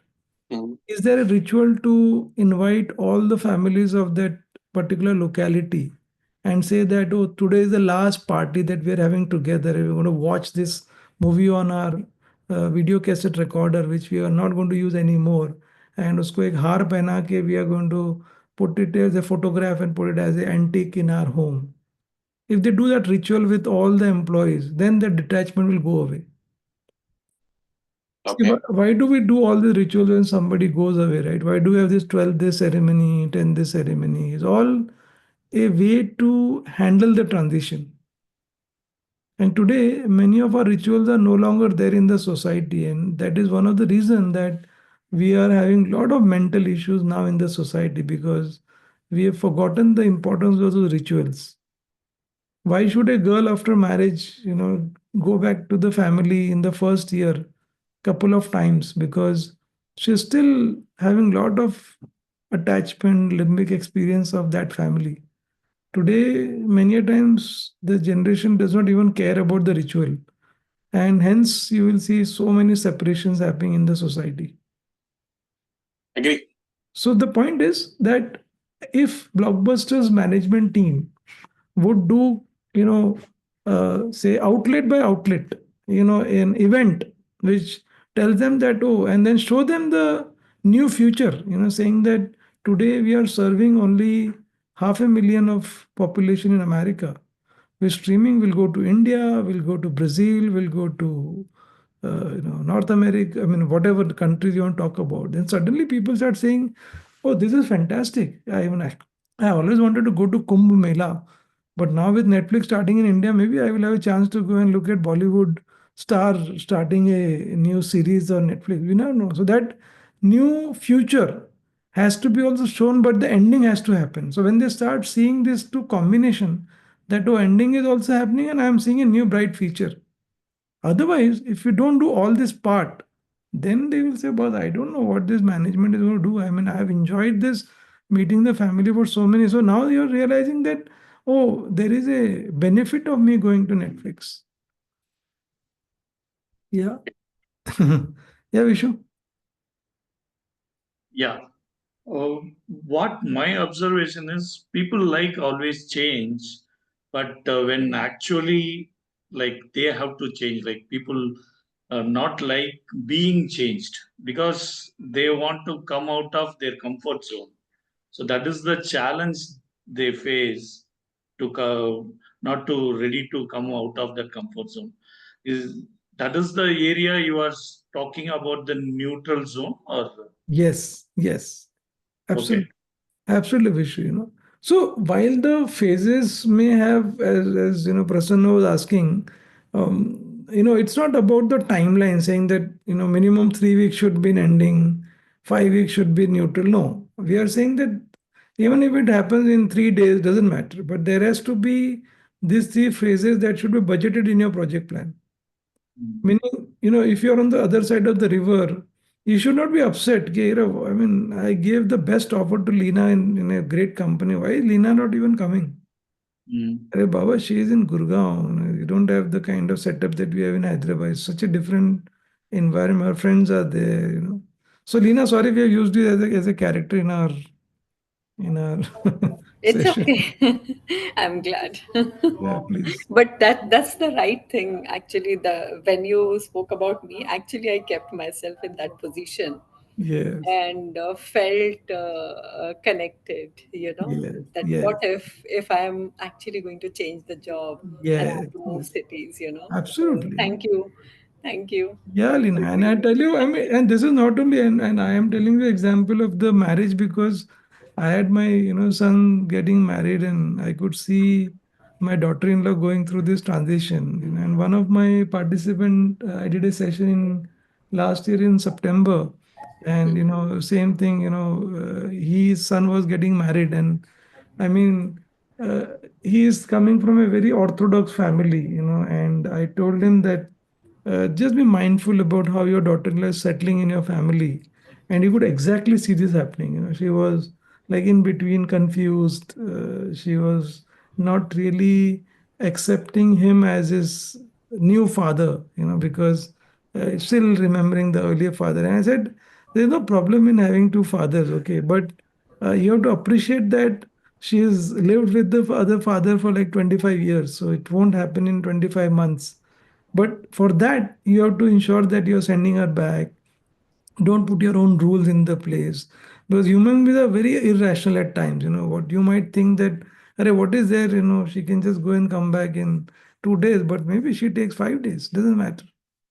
But ultimately, you want her to be very happy with you in long run. It's not so. But now, when I met him, like we did a session in May, and we were like so happy with this whole model. And he said that, well, I saw this live happening in my son's life, and the same thing with the son also. Like so all of us, yeah. So Venkat, Gauri, yeah. Thank you, Lina. Yeah. Yeah. Yogesh, Kavi here. Yeah, yeah. This entire process that you've listed out here, right? Um, how much weightage, or what's your view in terms of what is really critical, or how much weightage you give to each of these phases? Yes. And the second part to the question also of my comment, right? Because for me, when I look at this, or when I observed past instances, right, of change, the letting go piece in terms of past and accepting what's ahead is like a big game changer, right? Once we get Yes. that phase right, then the next of it seems easier in terms of where we need to get to from a new beginning standpoint. So, Yes. what would be your view overall, and any tips in terms of letting go, accepting, right? That help. So Gauri, and glad that you asked this question. Yesterday, I was leading a session for one of our clients, and we had a very similar question. I told the participant that, see, it depends on the maturity of the organization or the team that you're leading.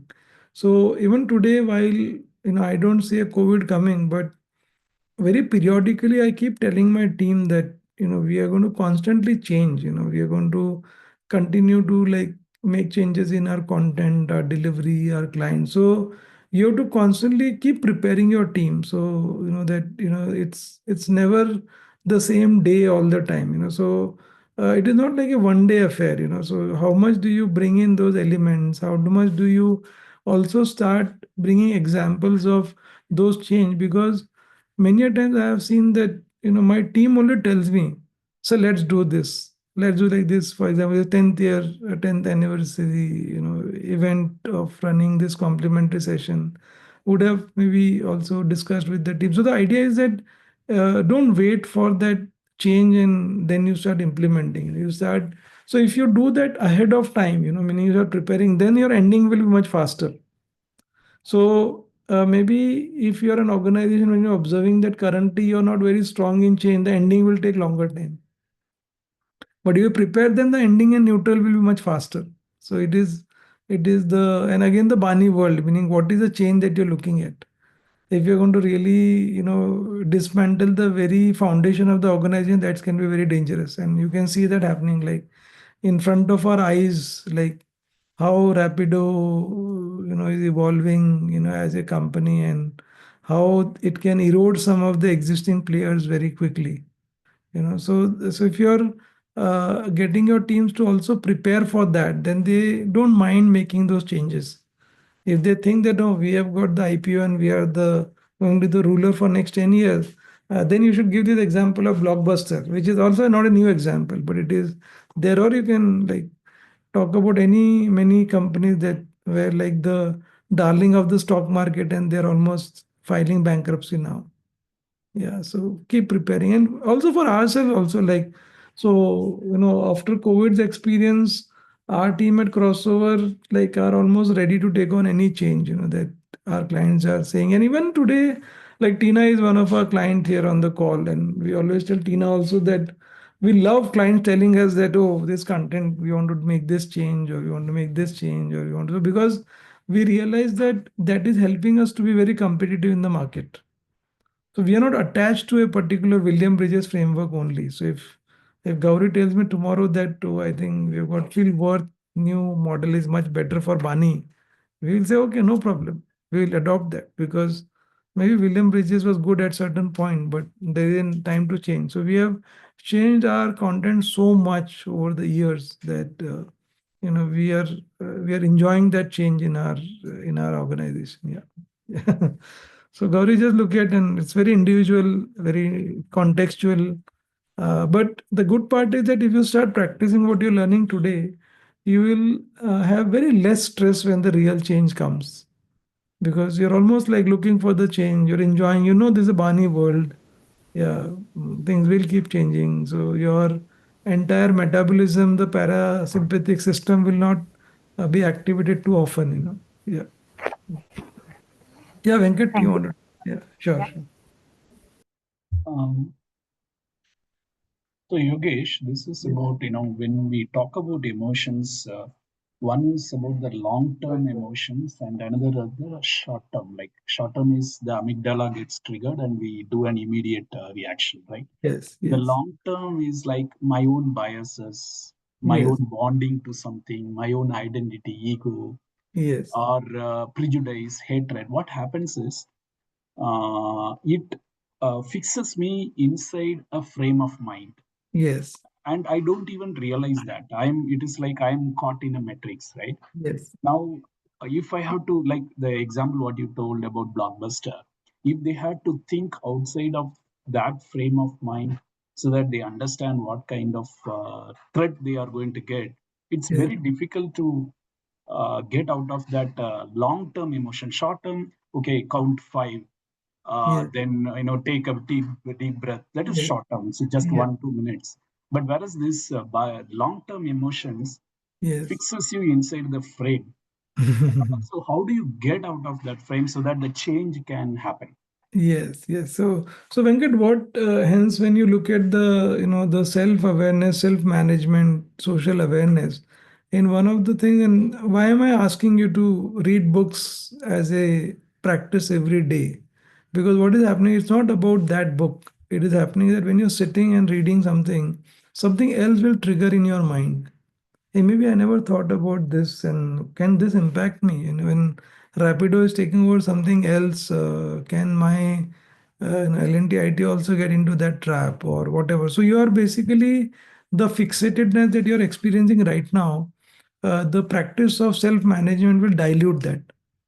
You'll almost become neutral in any environment. You'll say, "Oh, this is," and then you start enjoying that because you start feeling a experience of liberation. You're saying, "Oh, anything is okay, yeah." And you're like looking for that rather than getting stuck with that. So every conversation, you are now with the receptive mind. You're saying, "Oh, that is the case. Oh, this is the case." So you are no longer, fixated, because that fixated thing is also a fear coming. And I told, right, our brain does not like change. So you have to fight the natural tendency. But the good part is the brain is also responsive to intentional practice. So if you start doing that, you will start seeing that change happening. Right. See, why for even for small relationships, for example, Yes. if my mother Yes. you take me and my wife, if Yes. I tell certain thing to my mother, certain sentence to my wife says, Yes. the way she interprets it, because Yes. of the frame of I am son and she is daughter-in-law, Yes. completely different, and it triggers her amygdala. So Completely. the longer frame of mind you have Yes. is triggering your shorter emotions. Completely. So many of our, like, for example, my mom, for example, like they have never had a session like this, like they didn't meet, like a group like this, 50 people coming together. She had no idea of the book of Richard Buyt. So I think for her, I think we should change ourselves rather than changing her, for example. So maybe getting a wife for the next session in crossover would be an option that you can consider. Or you can taking this workbook and sharing with her and having conversation will help. Yeah, so there are some people who have no opportunity like this. But today, and I was a voracious reader from my childhood. So I remember in like 19 like 91 or 89, any imported book was 300% duty. Can you imagine? So you can only go to India Book House and see from the outside, never buy the book. Once in a year, my father will buy something because it's an expensive book as a gift.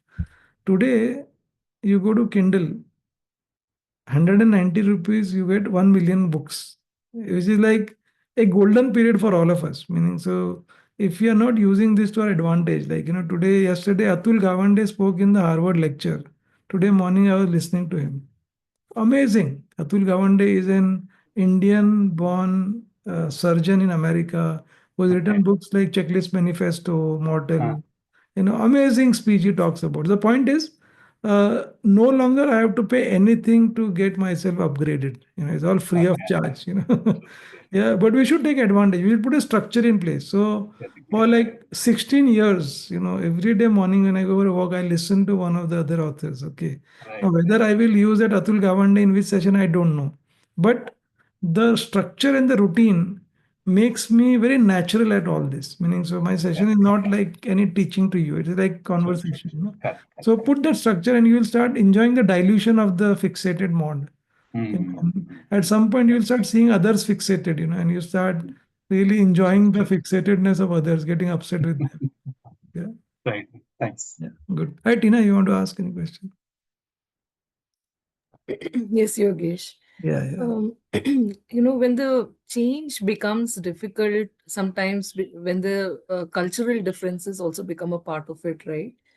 Because I've seen when people spend a certain amount of years in a particular company, Yes. that company's culture becomes a part of who they are. Yes. So Yes. how do we handle this kind of a change, Yogesh? Yes, yes. So, Tina, it is a process that, and I feel that it's a great opportunity for us, to make this shift in the organization. So even if you were to start small, and pick up a set of leaders that you're influencing, it can have a very nice impact on the organization. So on the face of it, looks very difficult that, and I can tell you from my own experience where, I inherited a department where I think none of them believed that you should do a longer approach. Everybody believed that just do 1 day program, teach the participant, they'll figure out. It's not our job to transform. Now, taking that entire department to a new way of thinking where, because, when you're doing a longer, deeper intervention, it is a very different level of skill set. When you're doing a 1 day program, just you know the content, deliver that, forget about it. When you're doing a longer term, like if I'm doing with program of 9 months with Tina, I have to deliver for 9 months. It's not like one day and I've left you all. So slowly I started telling these teams about our own extinction. I said, if we continue like this, and if if our chairman asks us that, we are 22 of us drawing X salary and this is the cost to the company, what is the return we are getting? And if there is nobody to sponsor us, we'll be out of jobs. When they heard that, otherwise, they thought that we are here forever. I said, Bani world, and the chairman will not, if you only get 0.1% operating margin, he will want to take an action because he is having tough time in the stock market addressing the analyst query. When the analyst asking him that these are your costs, but if you are able to deliver the value, then he will defend us. He will say, no, we are putting future foundation for our leaders. This department is very important. So there was so much of resistance, Tina. Almost people would not just support me in the journey. So I started doing some of the sessions myself. I started doing 6 month journey myself. I said, let me go and work with these two retail accounts and show the difference. When they start seeing that, oh, in 3 months' time you could show a different of the CSAT going up, engagement going up, they started getting excited. But in that duration, what one important thing you should also keep in mind is that what are we having about them in our own thinking. If you like, our intentions can be experienced by people. So if you're genuinely interested in the transformation, then they will come to you for support. But if you look at them as hurdles for you, or they will never change, then they can experience that. So we should be going every day with a very clean slate to them, saying that with a great hope that it will happen, and it has happened. It continues to happen. So go slow, and surely people will get influenced. Yeah, and there is a very nice book which is also there in the list on the website called The Six Principles of Influencing by Robert Cialdini. It's it's used forever, like for 2 decades, but still stands true. Just read the six principle. It is so beautiful to. So a combination of EI, William Bridges, and Robert Cialdini is very nice. Great combination. Yeah. So Thank you. yeah, Payal, if you want to ask any question. Yes, sir. I'm so sorry I'm unable to switch on my video Yes. due to some constraints. Yes. But there's this question, so we as an organization, we are into providing, real-time feedback, regular check-ins with the employees. There's this, situation which has happened recently that in spite of giving this feedback, to an individual, um, there is this, I don't know, it is the reluctance, it is the mindset, which we are unable to change. And hence now we have reached a situation where, we'll have to part ways with the individual. So how do we take it? Whether or not we should be judgmental about the individual.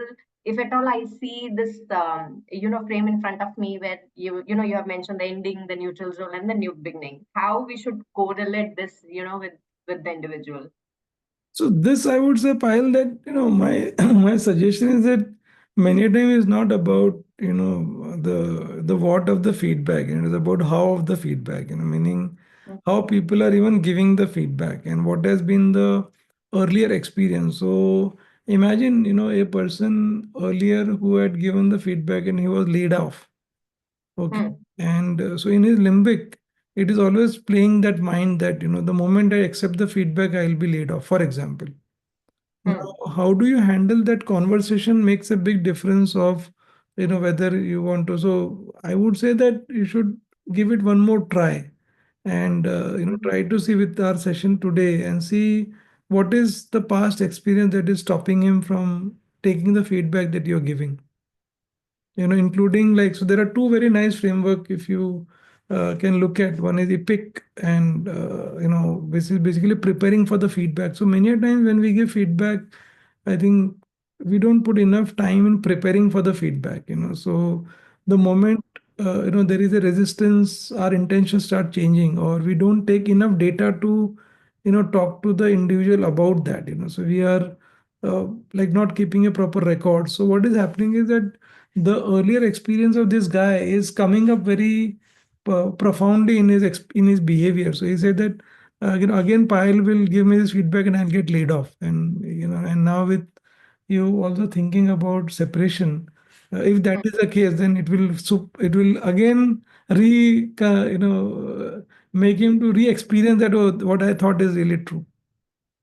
So it's many a times about, and now you have seen, right? There is so much in humans' experience in life that you have to consider before we really handle them. So Vijay, I know you have a question, but there's quite to cover, so we can again take that question at the end. I'll be here for some more time because there is quite a bit for me to cover. So if you look at this journey, right? So you will see that there are many emotions that come into play. Or Vijay, if you want to quickly ask, I think I would still try and attempt to answer. Sure, Abhish. Maybe something like I just wanted to share my personal experience in that context. Like the Wings of Fire is a book where I can say that inspired me to know, understand, even we can write something from our personal experiences. So from then I started reading even like I think How to Influence People in by Daniel Carnegie, and then Almanac of Ravikant. So these kind of things, right? They made me to change in a perspective of I myself become an author, like writing kind of small anthologies that got published and all. So that helped me in creative mindset as well. But one thing what made me to stagnate again back is there were some issues like I was mentioning earlier, personal things, personal impact that was happening in the family. Yes. And everything. Yes. So I don't know, somewhere I myself stuck there, and somehow I was trying to come out of it. Even I was self-aware that it is impacting me in Yes. many ways, Yes. but still Sure. I'm not able to come out of it. So just wanted No, to no, thank understand. you so much, Vijay. Just that we have quite a bit to cover and we are already at 12:36. So I Yeah, thought, yeah, but thank you so much. So these are like, different emotions that people go through, and it is there in your book also. And as a leader, we have to really recognize these behaviors and see, what are they going through, So, and you will see that some of the emotions, are also continuing. Like for example, if you talk about confused, it is there in both ending as well as in the neutral zone. So if we were to start really looking at this slide and saying that people will go through this ending, so then you're not upset with anybody because although you as a leader is convinced that that is a way to go. So for example, when I give you my own example, like I came from a business operations delivery background, and I was very clear that unless we demonstrate value, we will become extinct. But when this ending was happening for these people who have been doing the same thing for like last 10 years, I really knew that they are going to be angry with me. They are going to be upset with me. They will act hostile. Sometimes they would not support me. They will feel also challenged because they are not, are they ready for that? And I started to also train them over a period. So when they were in the neutral zone, or when they were in the zone, I would go to with them for a lot of business units, and I will sit with them to talk to them about how they can show the business the benefit that they can bring in. And I could see that they were getting ready for that. They would so I would learn the art of delivering training, and they would learn the business context, and it became a great team. And many of these people are with me now today at Crossover, but I could see this emotion. So recognizing this, and these are some very nice questions for you to think about. So you can see the questions on ending, the questions during neutral, the questions during new beginning, and what is your role in that period. Yeah. So when there is ending, as I keep repeating, we have to ensure that there is a closure for them. In the neutral zone, help people express these ideas, because see, although you may be clear about what you want to achieve, but people will still have questions. Now, as a leader, if you just shut them down, yeah, you don't want to really even process that, then there is a problem, because then they will start realizing that, I mean, should I even go with the change, because I don't know the way I'm getting treated now, what will happen to me in future. So even if somebody is asking you questions that you may found to be very irrational, and you may think that, I mean, itna sab karne ke baad, why is this person even creating so much of spokes in the movement? You should remember that they are not trying to put in the spoke in your movement. It is just that they are still not ready for that. They are still in the neutral zone. And then when you are in those phase, when you're getting in the new beginning, reinforce the new way of working. Because remember, the limbic system can never be formatted. So a lot of people ask me, okay, like the way we format our disk, right? Can I format my past and just rewrite whole life? No, you can't.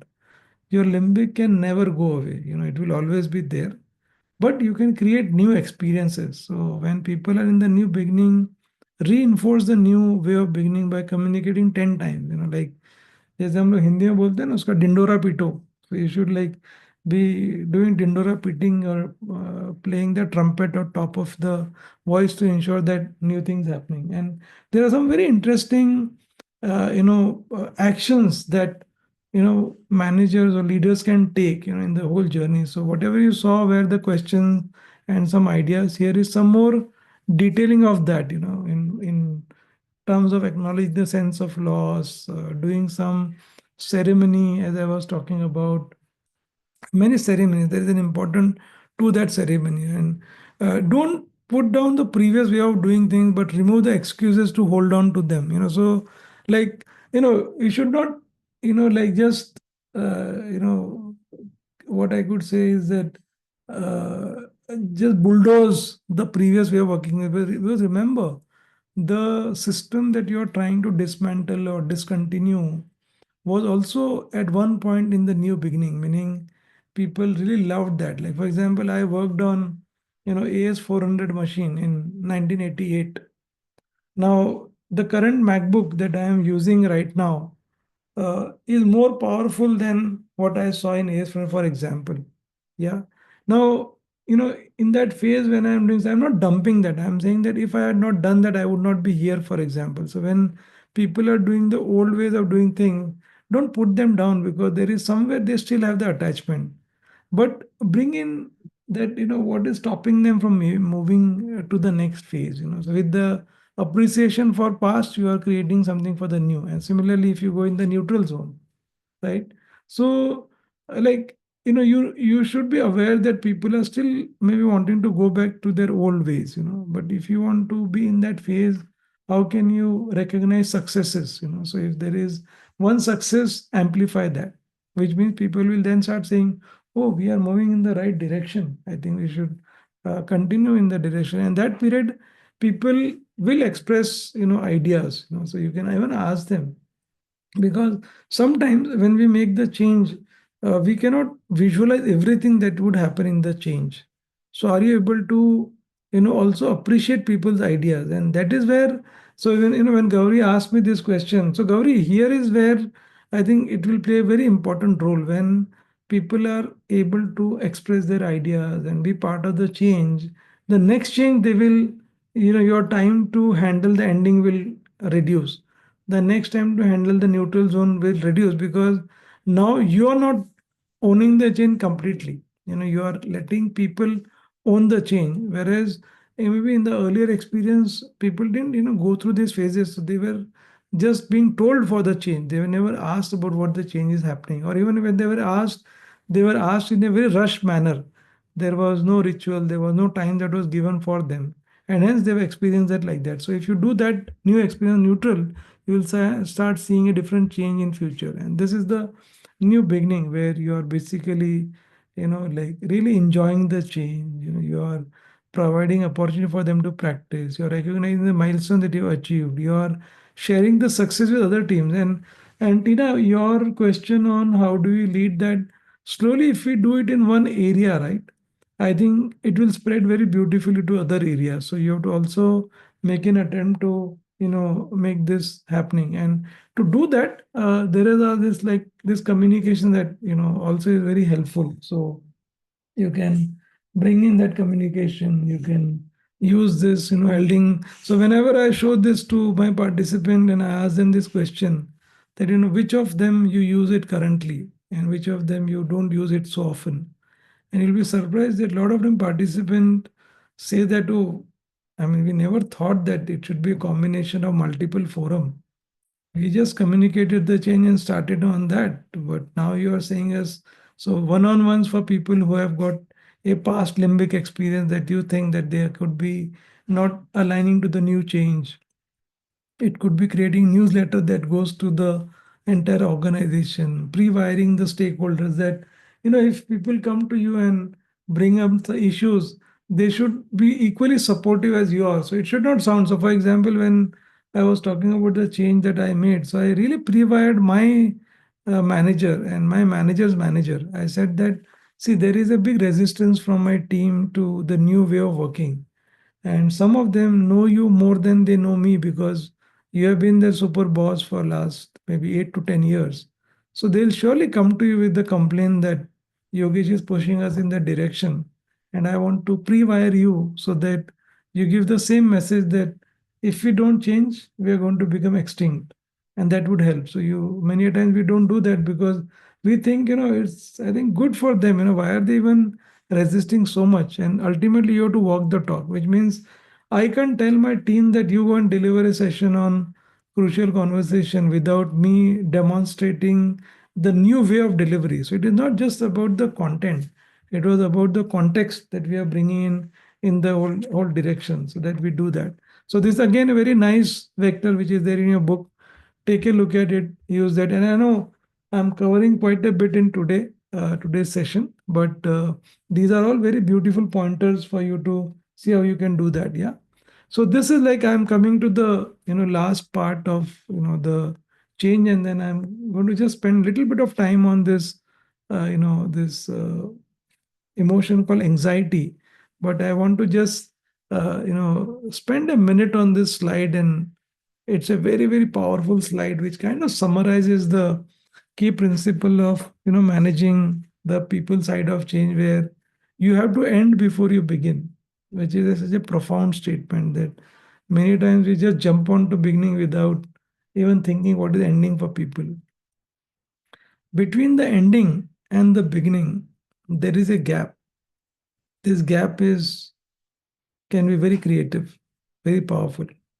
Yeah, because you don't have to worry about that, because as I was telling Gauri that, if you start creating an environment in your organization where people no longer are holding on to what they are experiencing in themselves, and then the change will definitely be more successful because you as a leader are not taking the complete load on yourself. You are basically letting people also to think, because sometimes people who are on the ground, who are more I would say knowing about the change than you at the top, at the leader. So can you do that? And at some point the third principle is so amazing.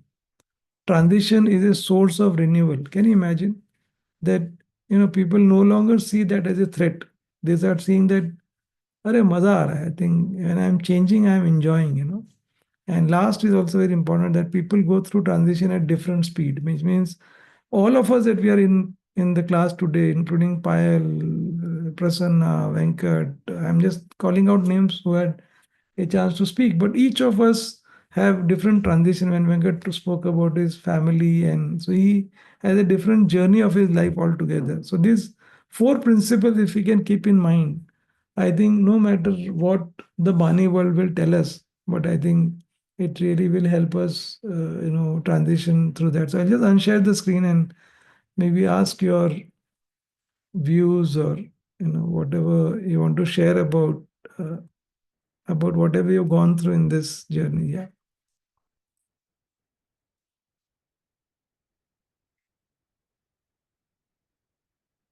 Yeah, I could see Gauri's comment. Yeah. Very nice. Absolutely, Gauri. I think that has been the general, approach that we have seen. But if we were to start looking at this beautifully, I think there is no change that we, cannot manage. Yeah.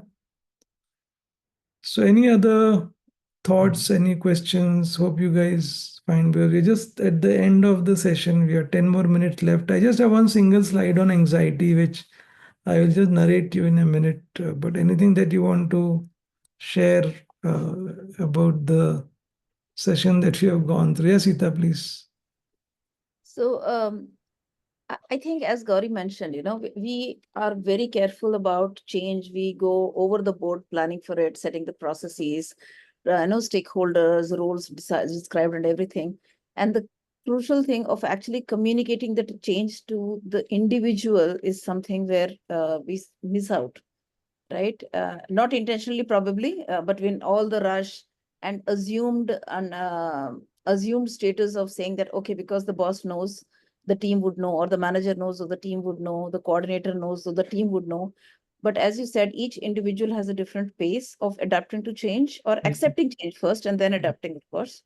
So the Yes, acceptance level check, I think, is something that is crucial. yes, Um, your the preparation of the communication preparation is also one key thing yes, that I think sometimes, no, not sometimes, I think we generally miss out on. And that is where you see this resistance, and the change management implementation yes. cycle becomes a little longer compared to what was planned. Yes, yes, yes, absolutely. I completely agree with you. And I hope this, 3 hours that we spent together gives you a good idea of how we can go about. And it's like a practice, and very subtly, I also want to tell you that we are in this business of helping clients. So if you think we can help you, please let us know. We are more than welcome to, work with you all. And Satish, I saw your message that you want the recording. Yes, surely. We will, Bhavna or Deepika, who has been in touch with you, will send the recording. In fact, on our website, you can see, I don't know if you guys have seen our website, but you can take a look at our website where you can actually see all the recordings of our past webinars. So it's very nice to for you guys to see, watch them. Some of them are very good because we have also done it with some of the leaders, within the industry. So we invite them also to do that. So you can take a look at our website where you can find all our past webinars. In fact, we'll upload this also on the website, so you can go and take a look at it. So I can just quickly show you how to go there. So if you go on our website, you can see this under the last bullet called the buzz. And if you go to buzz, you can see webinars. You can see, if you go down here, you will see all the past webinars, including the sessions I have done for ISTD or many places. A very interesting topic like unleashing productivity, conversational intelligence, minimalism. Very beautiful. You can look at account planning and growth. So it's a combination of business change, influencing, negotiation, personal productivity, networking. Lots and lots of webinars are available that you can see. And you can take a look. So let me just quickly take you through the last slide, and then we can end it at 1 o'clock, which is basically the emotion called anxiety. So if you see this in your book also, this is one emotion that I think all of us continue to get very often. And in this emotion, we have created a nice model called soothe, which is like soothing your anxiety. So I think what you have learned today, take a look at what are your sources of anxiety. So for example, Gita's source of anxiety was whenever she was asked to do a presentation by Sri Ram. Now, what is your anxiety? Like, some people anxiety is meeting new people, somebody anxiety is about new technology. We don't know. Now, apply the emotional path. So, own your emotional path is the path model that you learned, which is pausing, acknowledging the emotion, connecting the limbic and prefrontal, and then harnessing better. While you may not recognize, but on the webinar, there is a very beautiful webinar called the multiplier mindset, or the module, which is basically, if you can organize yourself, you can actually disorganize anxiety. So many times we get anxious because, like, if on a mobile phone, if you load like 15 apps, your mobile will just slow down. But if you start only loading the app, which is the same thing when you're disorganized. So your prefrontal cortex is like, so prefrontal cortex, today's session we looked at the function of decision making. But the same prefrontal cortex also is used in our day-to-day work when you're organized. So if you're organized, then the prefrontal cortex is light. It is not having too much of load. So you see that webinar, it's a very beautiful webinar. And then transitions, which means that we have now seen, like with William Bridges, with whatever we have seen, we are now like not really afraid of any changes here, like transition. And then I think last is also humor, So whenever you are in anxiety, see if you can diffuse it with some humor, and you would have seen me doing humor a little bit in between. Yeah, so you can do that because that is a very nice way to, really diffuse the tension in your body, So do that. And I have, when I was doing the transition with my team, maybe the tension that I was seeing in the beginning, like when I say humor, like पहले दुनिया को जीतना है तो खुद को जीतो, or many of the other proverbs that I use are very nice way to drive this. So it's like, जिंदगी ना मिलेगी दोबारा, so enjoy your life also in the transition. So humor is very important. And last is that I think if you look back, I think whatever we are today would not have been possible. Like even 50, 60 of us coming together, without technology would have been just impossible. So I think we should embrace change, say that this is good for us. I think it's enjoying, it is helping us. So this is the last slide and I'll just unshare. And I want to really thank all of you for coming together and being an engaging participant. Yeah, I think we can clap for all of you also for being today, spending your time so much hours. We were like, me and Deepika were thinking that, I mean, will people come for 3 hours? Because usually the webinars are like 1 hour, 1.5 hours. So we were very skeptical, not sure we people can invest so much of time. But I'm so glad that so many of you turned up. And, I think Satish, you will get the recording for sure. And you can also watch all our other, recordings on the screen. And do let us know if you want to do any of those programs that you saw on the website.